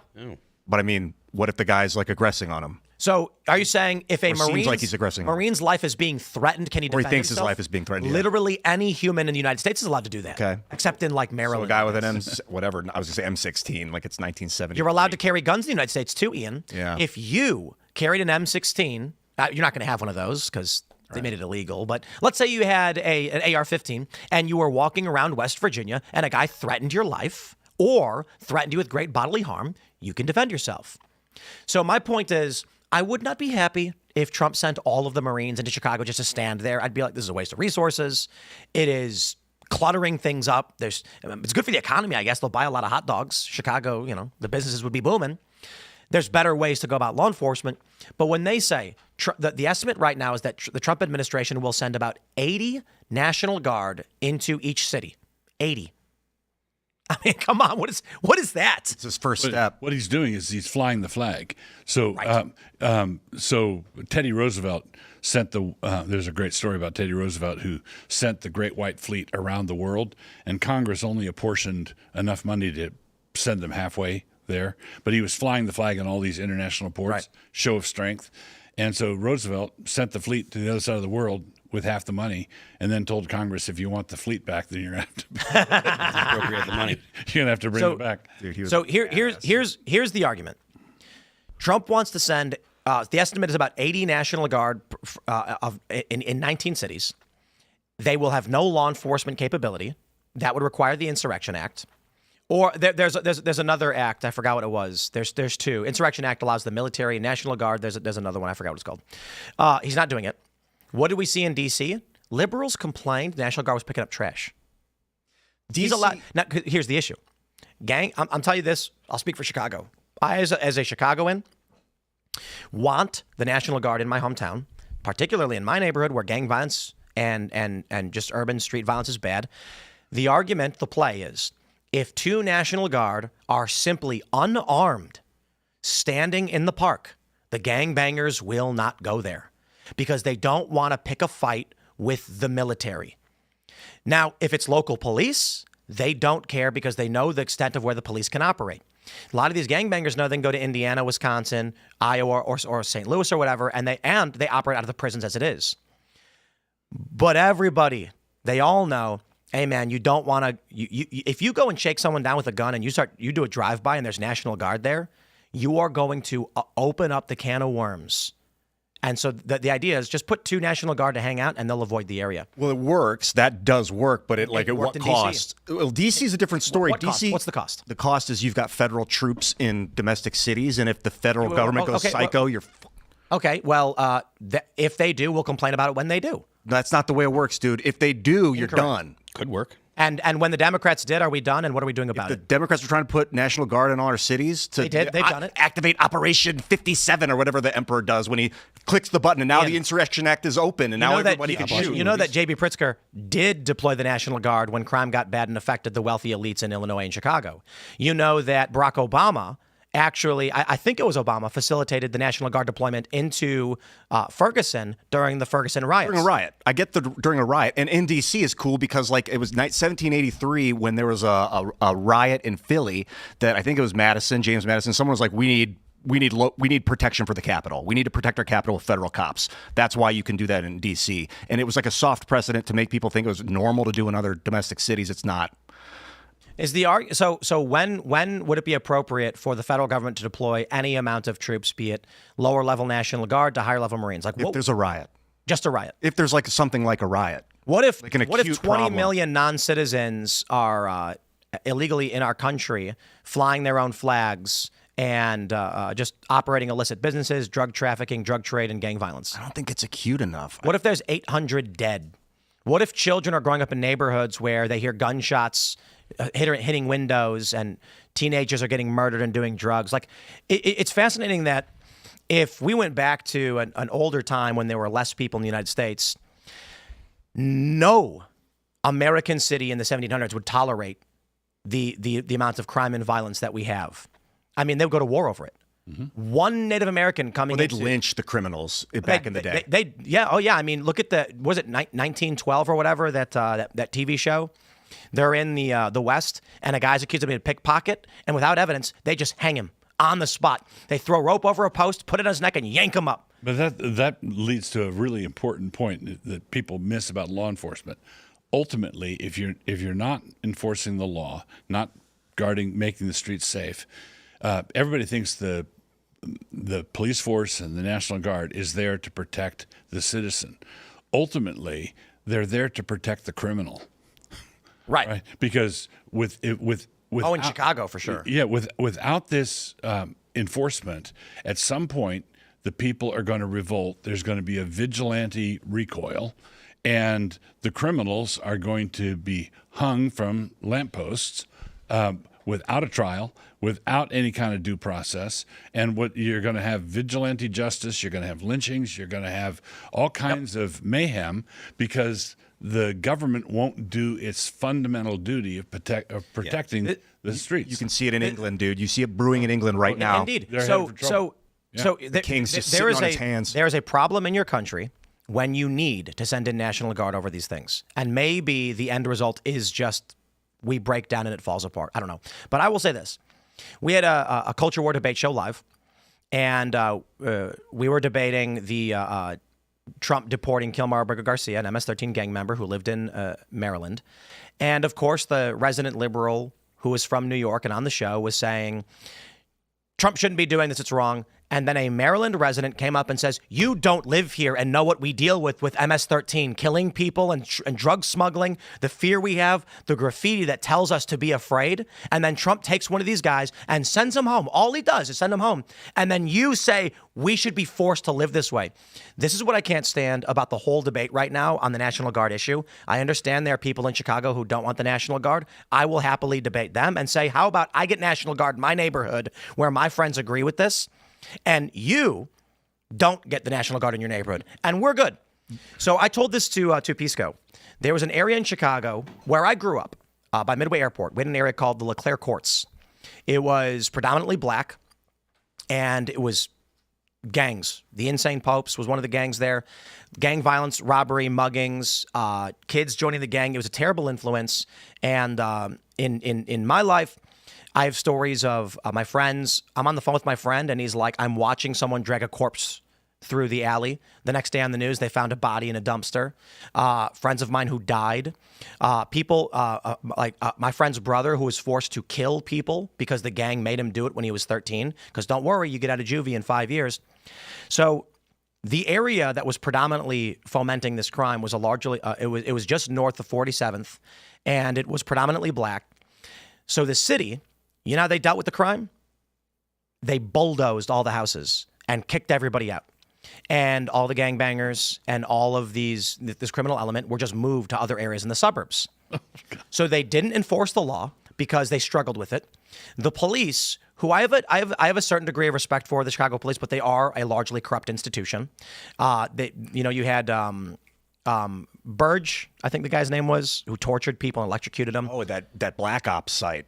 That big building? Oh, there's more than one, and they still operate to this day.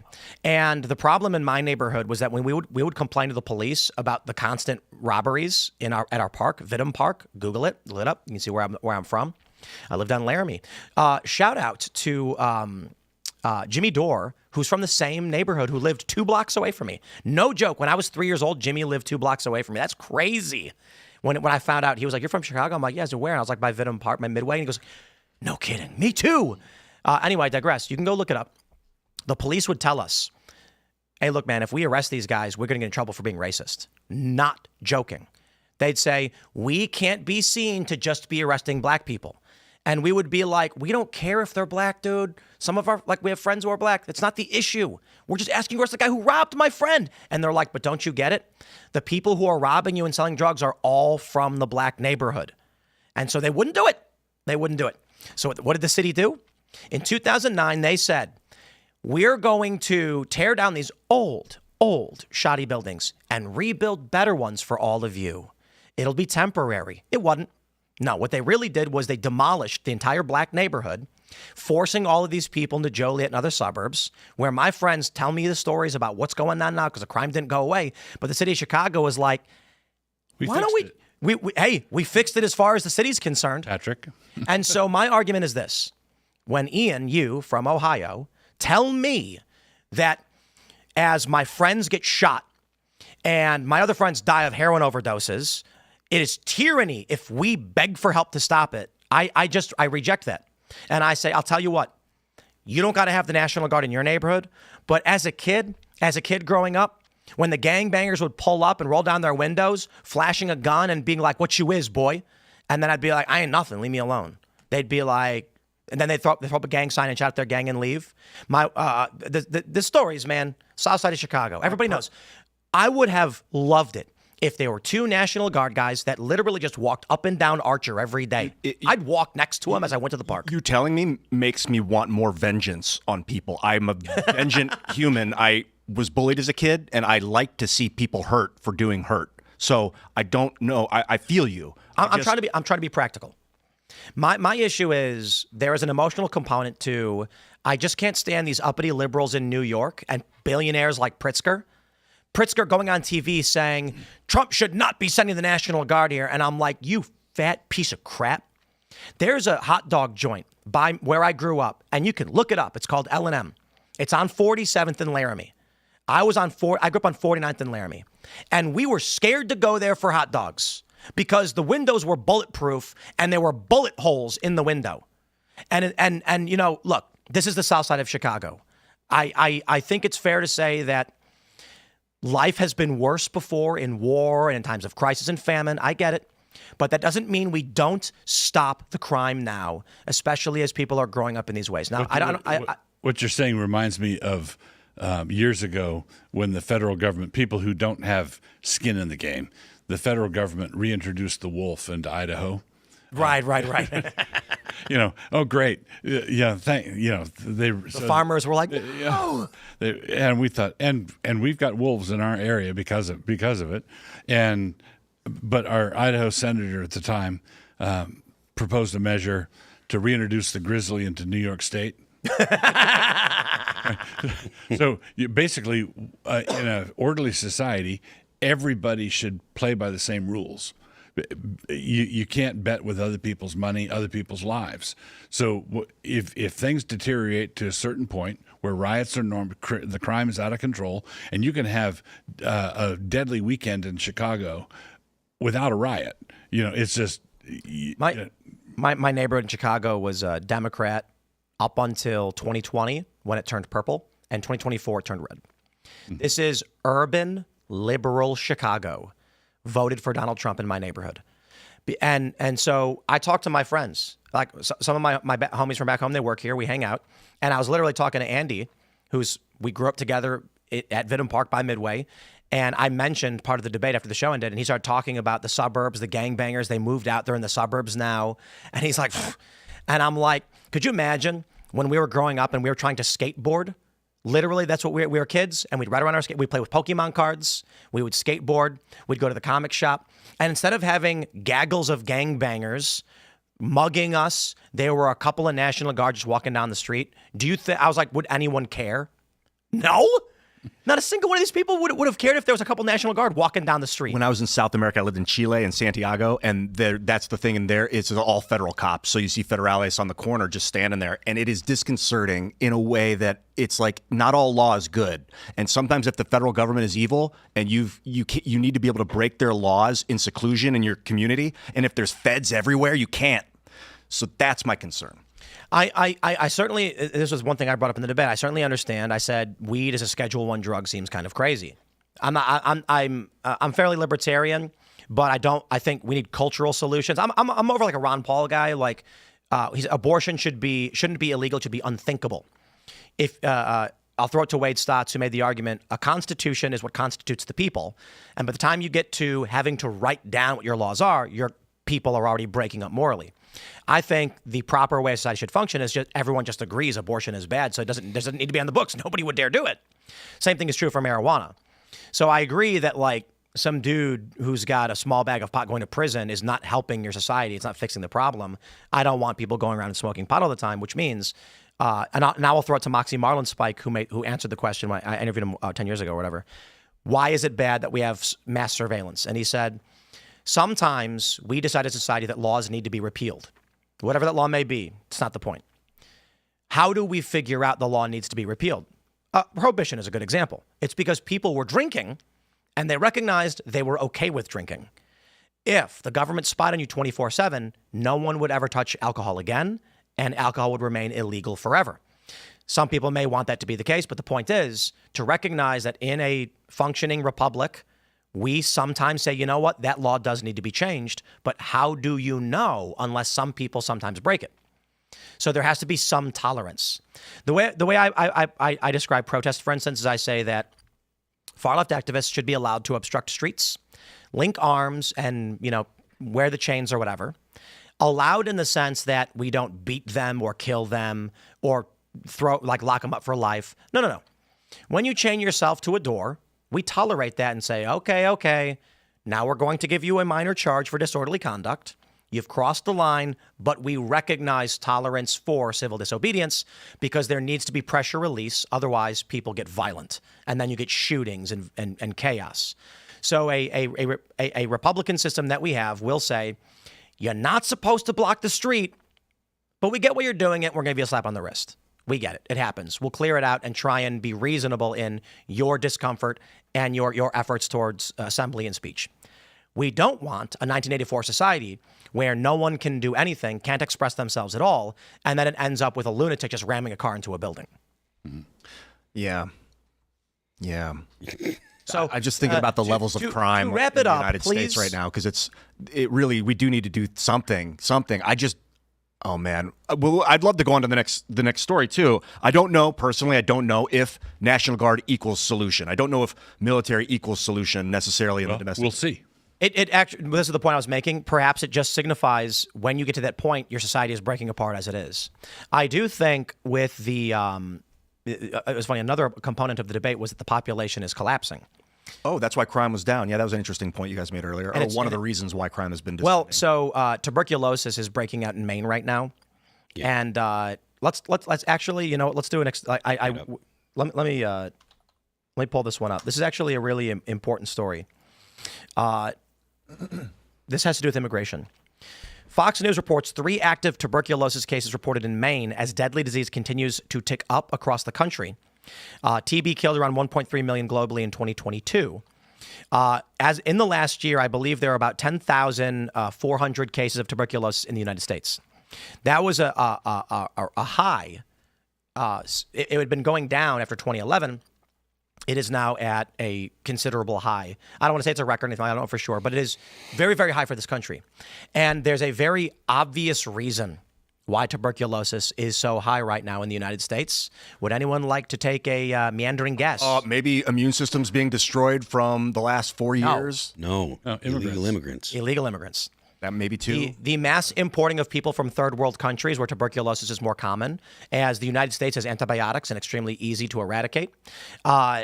Actually, a premise of a House episode we watched recently, where this fancy doctor who goes to Africa was like, TB is curable, but we won't give the drugs to these countries. In the United States, you walk into the hospital, they hand you a little cup and say, here's your medicine, you'll be fine in no time.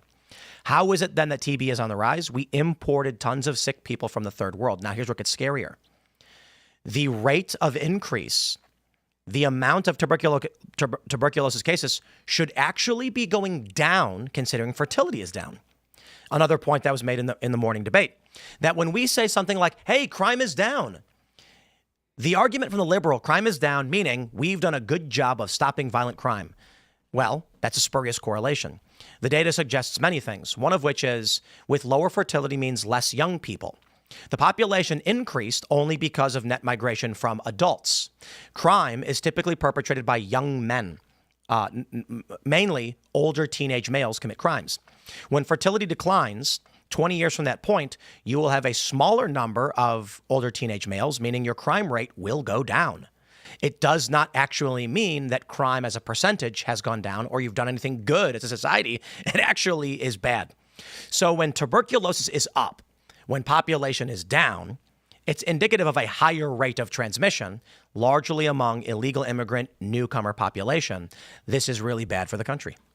So we shouldn't do it. I've been playing a bunch of Crusader Kings. You guys ever play that game?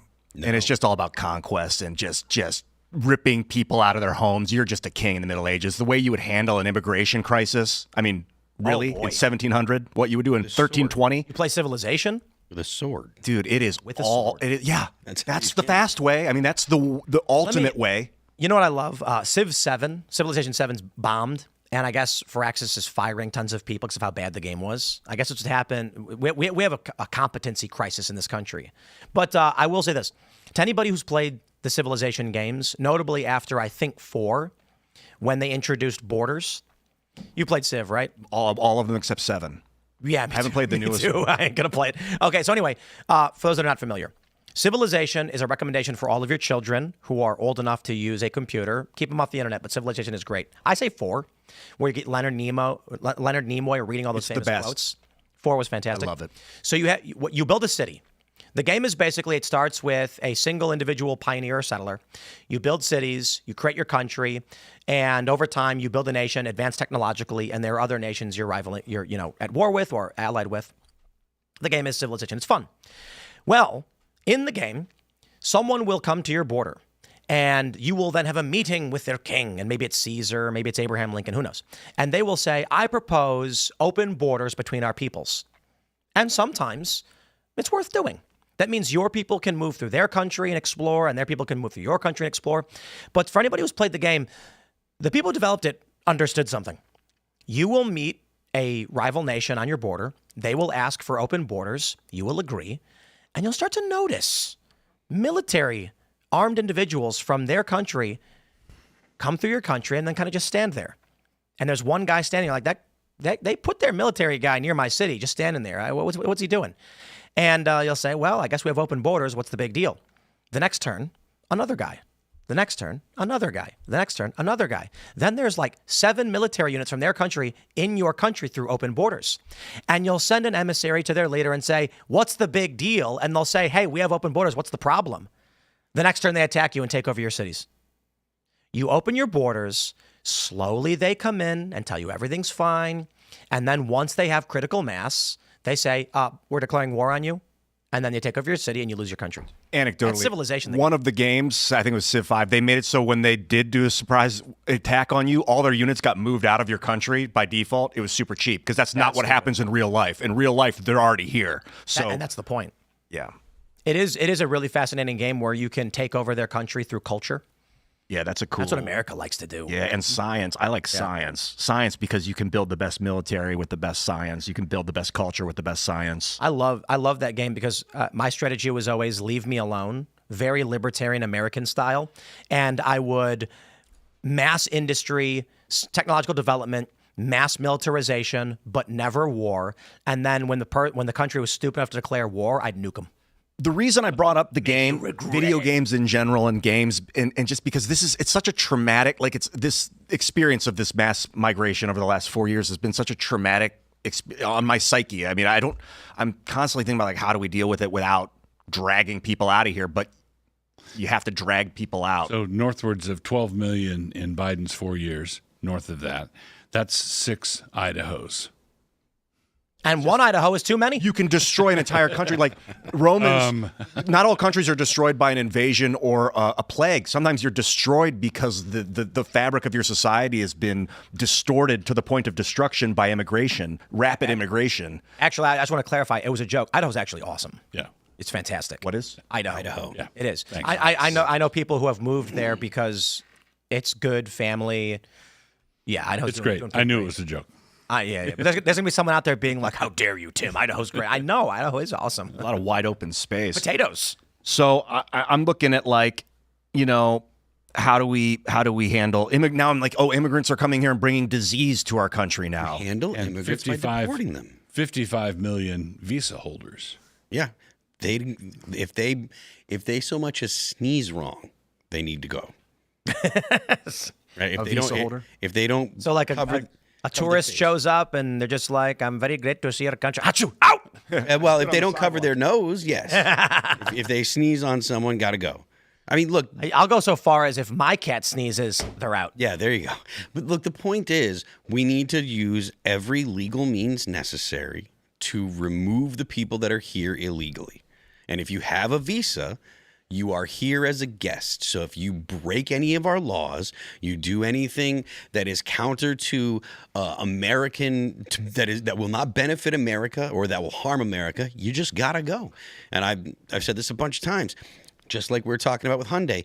If people employ illegals, go after the companies. The Democrats say that all the time. Go after the companies. Yes, they're right on that. Same thing with people that rent homes or apartments to illegals. If you're knowingly renting to illegals, go. They lose their property. They got good skiing in Idaho. Yeah, They do. Good mountains. Do you think that there's like an off ramp, or maybe a better phrase for that? Like, is there a descent after the immigration crisis that we're experiencing right now? Like, is there a level of amount of people that have been extricated now that we can stop national emergency-izing I it? want to see a complete shutdown of all immigration except for O1 visas for the next decade. I think you'd agree with other visas. Well, okay. So the reason I specify O1s is because they're for people that are a benefit. If we have individuals. There's like, I think it's like the K visas. If there are individuals that actually bring a benefit to the United States on an individual level, they can come. Their family can't come, right? Maybe a spouse and kids, but granny can't come. You know, cousins can't come. So, like, what about someone who is marrying somebody? That's the K1 visa. Yeah, if you're married and your family, your immediate family can come. Fiance. So if you're going to get married to someone, they get a K1 visa, they can come, and then you get married to them, they can be here. Yeah, that I think that's fine. But brother, there's so many visas. I actually, and I agree with what you're saying. I just think that for the sake of clarity, we can point out O1 isn't the only visa you would personally approve of. There's many of them. My premise is if you're going to come to the United States and bring a specialty skill or something like that, then fine. So there probably doesn't need to be as many types of visas. You could probably cover that stuff with. So, but let's go through this. I'd love to go through the nitty gritty of these visas. So tourism visas largely are okay because you have 3 months. Yep. But there's obviously people who seek to overstay and use that illegally. Trump has said, we're going to do a fee. It's $250 to apply. When you leave, you get it back. But there's business, B1 business visitors. Typically, when someone from like allied nations want to come here for business, they just show up and we have visa on entry. Totally fine with it. There's student and exchange programs. I actually think we should slice those way down. So that's F, M, and J visas.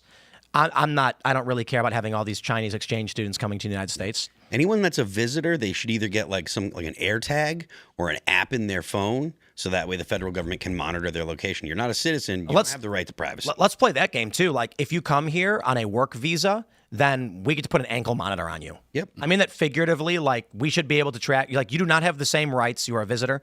But let me point this out. H-1B, everybody knows. H-2A, gone. That is temporary ag workers. H-2B, gone. Temporary non-ag workers. We don't need that. H-3, trainees, nope. H-4, dependents of H, no way. The L-1A and the L-1B, intra-company transferees, managers, executives, or specialized knowledge, I say absolutely not. So many of these other countries won't let so in the United States, a Brazilian can launch a company right now on the internet and then use that company to hire themselves and find a way to migrate here to the United States. They don't allow that. All these other countries, many of them don't allow us to send our citizens to their country to be managers. So I don't know why we do this.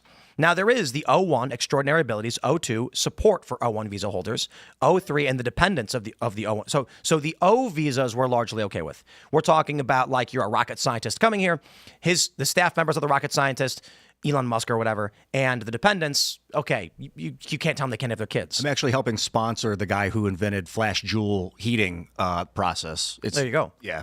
There's the P visas, artists, athletes, and performers, and their dependents. I'm actually totally fine with that as well.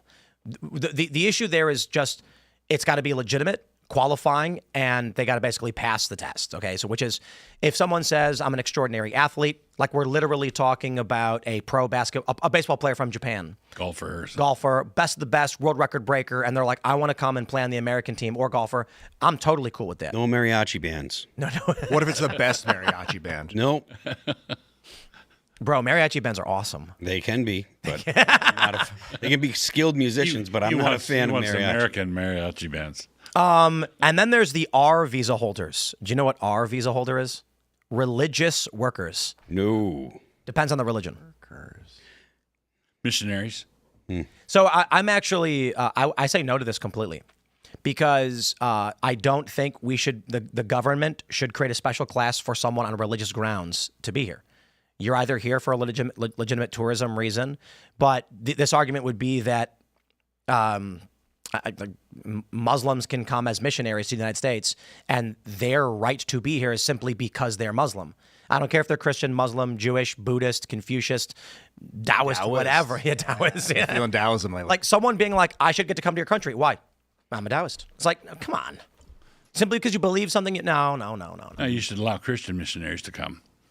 I don't think as much as I would prefer a Christian missionary over many other missionaries, I don't think simply because you believe in a certain religion, because basically everyone's just going to try and make that argument to gain access. So Right. But societies have to make up their mind on stuff.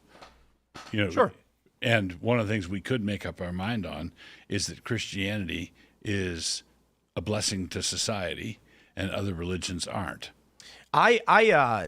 It's funny because there are a lot of, I don't know what you'd call it, the left people who also then found Christianity.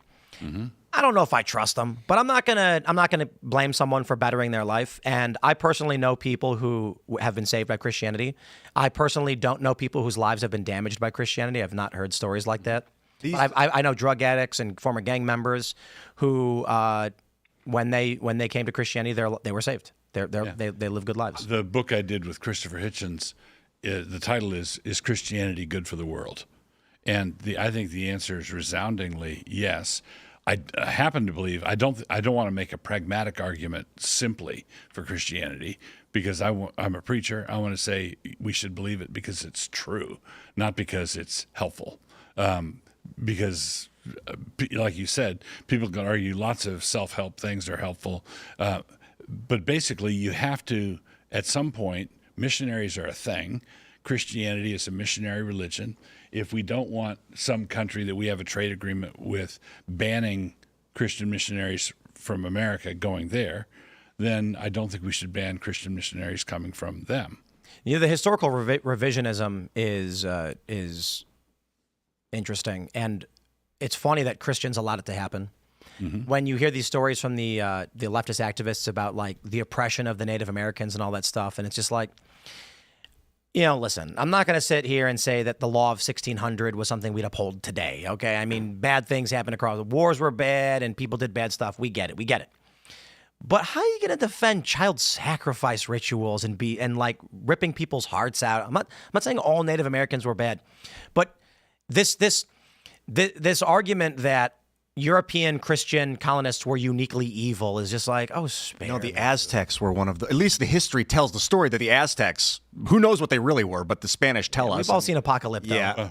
Drinking, I don't know if they drank it. You were mentioning sports earlier. The Mayans had a game, it was not basketball, but it was a ball game, and they would play and the losing team would be executed. I thought that. Hey, look, the Romans had the Colosseum. We got to go to chat. Sorry to cut you off. Oh, I was about to talk about Christianity. No wonder. Well, we got to go to chats because we went a little. I love chats. Let's do this, you guys. So smash the like button, share the show. Of course, it's Friday night. It's summertime. Everyone's out partying. I get it, but thank y'all for hanging out with us. 65 when we get out of here. 82 coming in. 65 on the way out. 79 degrees right now, bro. Oh snap. All right, Shane H. Wilder says, everyone needs to congratulate Brett Dasovic. He and Olivia are getting married this weekend. They grew up so fast.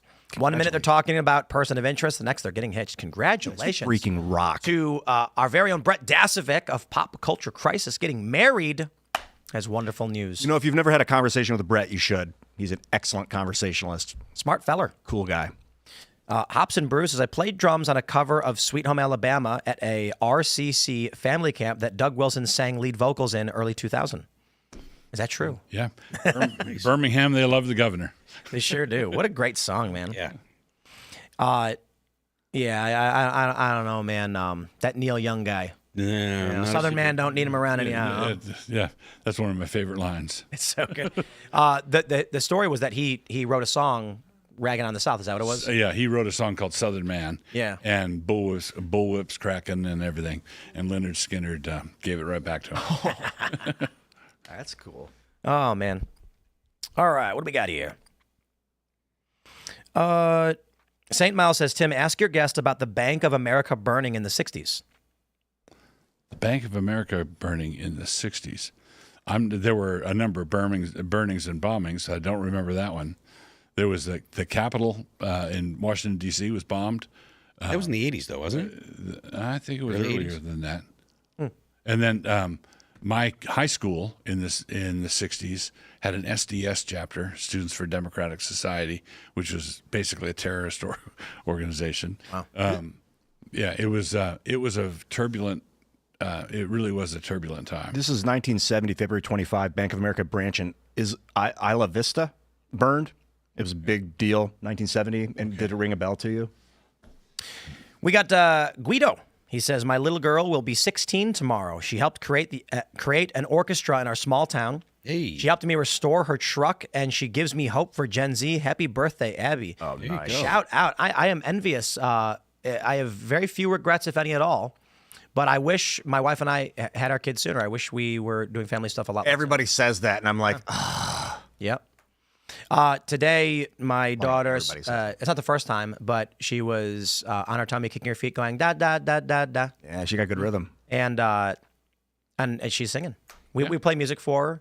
And last week she's going, da, da, da. It was probably da, like I'm like, let's go. 2 months ago. I think we Sing. were in the car driving, and Allison was driving, and you were in the back seat with the girl, and you were singing, and then you were like, da, da, da, da, da. She was like, and to the untrained ear, you just think she was making, but I could hear her tone. She was mimicking you. Oh, bro. Brilliant child. I filmed a video today. She just looked at me and went, ah, ah, ah, and I'm like, this is awesome. Singing. She's just screaming. Well, That's what I making wake up to. tones. You know, she's 6.5 months. It's just I wake up to ah. But now she's vocalizing. She's been vocalizing a little bit more and more and more. It's great. So now she says da da. She said la la la today for the first time. la. Yeah, it's a big. You may wish that you had started earlier, but it's amazing how fast it goes by. Yeah. It goes by really fast. Yeah, it's just because we need someone to do chores. It's like, oh, you know what I mean? If she was 16 right now, I'd be like, hey, go pick up the mail. Nah, but the time will come. The time will come. We're excited. All right. And so my recommendation to everybody, and you don't need to hear it from me, but, when you can, do what you can, have a family. It's fun. Colin Christie says, Tim, you're slowly marching back to Christianity, much like this former altar boy marched back to Catholicism this last Palm Sunday. You're a good person, my man. There have been people who have said, Tim, how come you praise Christianity, but you won't just be a Christian? And it's like, I can recognize objective good coming from my friends, the ideas they push, the history of this nation. That doesn't mean that I believe. And I'm not going to lie to you and pretend to believe because it earns me brownie points. Pretty sure if I came out and claimed to be a Christian, I'd get more followers or something. I'm not going to. Yeah, you can't lie your way into God's good graces. Yeah. So let me offer a definition of what it is to prove something. You've proven something, whether it's theological or any other proof, when you have created a moral obligation to agree with it. So when someone presents you with the gospel and it would be you committing a sin to say no, that's the point where you need to submit. If you're fighting against what you know to be true, then that is the problem. But until you know it to be true, it'd be bad for political reasons or social reasons to conform to something that you're not convinced For personal gain. For personal gain. I'll keep it simple for everybody. I believe in God. I believe we have purpose. I believe that God has a mandate for us and a plan for us. But I don't believe the Christian faith base. I don't believe the Jewish faith base either. Well, the center of the faith base for Christians is that Jesus rose from the dead. Yeah. If Jesus rose from the dead, everything follows. If he didn't, then it doesn't. That's the linchpin. Yeah, I would say that I am agnostic on the resurrection. I don't believe it. In my mind, I think about it. There's a lot of things that I believe and I am passionate about. This is not one of them, and I'm not going to lie to people and pretend that I am for the sake of. But think about this: even the atheist, even the materialistic atheist, believes in life from the dead, because for him, everything was once inorganic matter, and here we are. We are outstretchings of piles upon piles of dead. Right. So Christians are those who believe that life from the dead, God created Adam out of the dust of the ground. The atheist believes that evolution, that we evolved out of the primordial goo. In both cases, inanimate matter, animate matter. Well, Christians are the ones who believe it will happen again. Atheists are wrong. I believe atheists are incorrect. I believe that even from the most secular of liberal worldviews, the probability based on what we think we know in science today leans towards the existence of God. Yeah. I actually believe it's observable that there is God based on what is observable in the universe and what humans have collected as knowledge already. Lately, but now I'm like, but your perceptions can be flawed. So like, if everything seems like it's God, it could be a bunch of other stuff that's making it seem like the it's end road of that is you're going to be wind up as a brain in a vat. Well, it's just you don't have to believe anything. But I would put it like believe this. one or the other. If you believe that science, as we've collected the information and operate upon today, is true, then this predicts the existence of God. And there's an elaboration. I have arguments with atheists all the time where they say they don't understand. I know it's overly simplistic what I'm saying, but the simplest of versions is that life organizes, life creates order within systems of entropy, and there's no reason to believe that life is the end-all be-all of the creation of complex systems. So whether it be the organization of matter from particles into denser elements or molecules, into single-cell, multi-cell, then finally life as we know it on the planet, then the systems that life creates, then the language and the math and the abstract, humans can create order in thought that exists in no tangible reality. So this predicts there will be a higher level. Mathematically, it makes no sense. It's like a Sudoku puzzle. We can see that we can't see what's there, but we know that everything's pointing to the existence of a higher form of order. Mm-hmm. This, I think, gives us at the bare minimum a simple probability of the existence of God. Probable. And that means if you're going to if you're going to play an EV plus life where you're like, what makes the most sense? The dice roll you'd always want to take is there's a God. Now, I actually could argue with someone not argue, but I could go into great detail for hours explaining why I believe actually you can calculate to the point where God exists. I'm not the first person to come up with this. I actually read someone else's thesis where the end result is singularity, is the existence of a supreme power over the universe. I think that makes a lot of sense. And the flip side is if you postulate no God, then you have incoherent. You can't know anything. You can't even know that there is no God because it's just the universe is just a blind concourse of atoms cascading down through history. And if I took a bottle of Mountain Dew and a bottle of Dr. Pepper and I shook them up and they both were fizzing over, and I said, now which one's winning the debate? You would say, well, they're not debating. They're just fizzing. But if there is no God, all our thoughts are what these chemicals do at this temperature and under this pressure.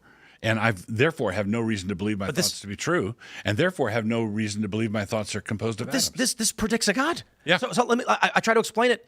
Listen. Yeah. If to the atheists and secular liberals out there who say we're just wet robots, yeah, your consciousness as a function in the code of the universe is inside of the universe. This means the universe has consciousness. Okay? So there's two things to state there.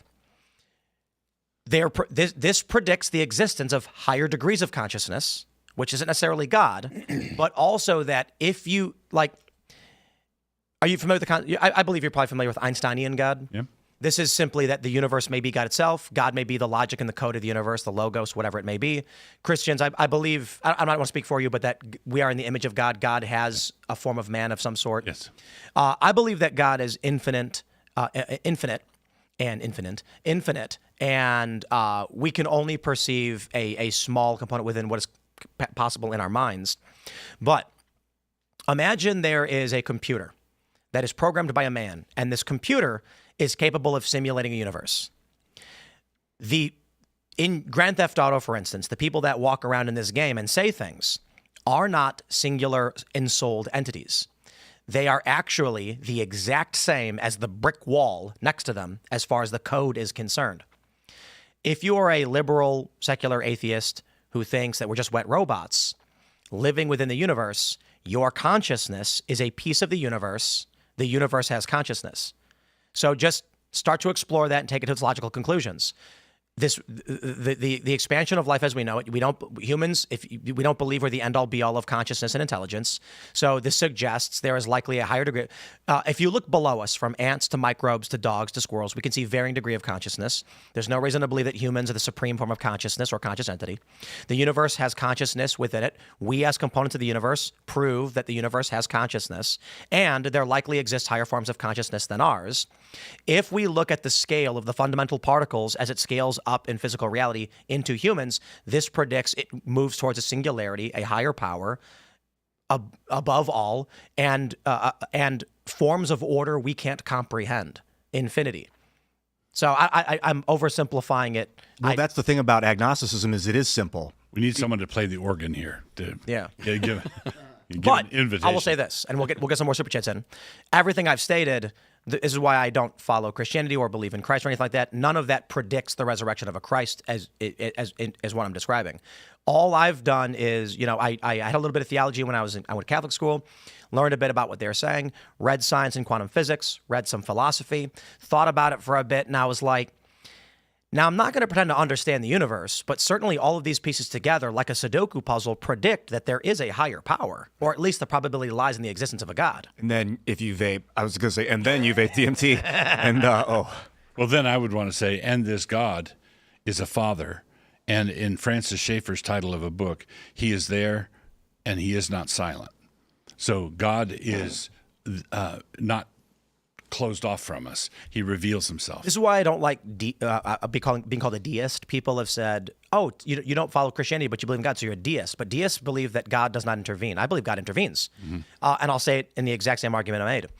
If there is a higher form of consciousness and being beyond us, we are not the end-all, be-all of consciousness, then our motivations are simplistic relative to the higher form of consciousness, indicating there's going to be a degree of interaction from the higher forms of higher being or ultimate supreme being with the universe. That's like, I've been into Taoism lately. I think I've always been into Taoism for 20 years or so. And it's the flowing of nature, the way. The Tao means the way. And I think it's magnetism. I think they tapped into the magnetic flow of nature. They just didn't know what magnetism was back then. And that's where I'm at spiritually, is that. We are going over. I want to grab a couple of the super chats. I don't want to leave you guys hanging.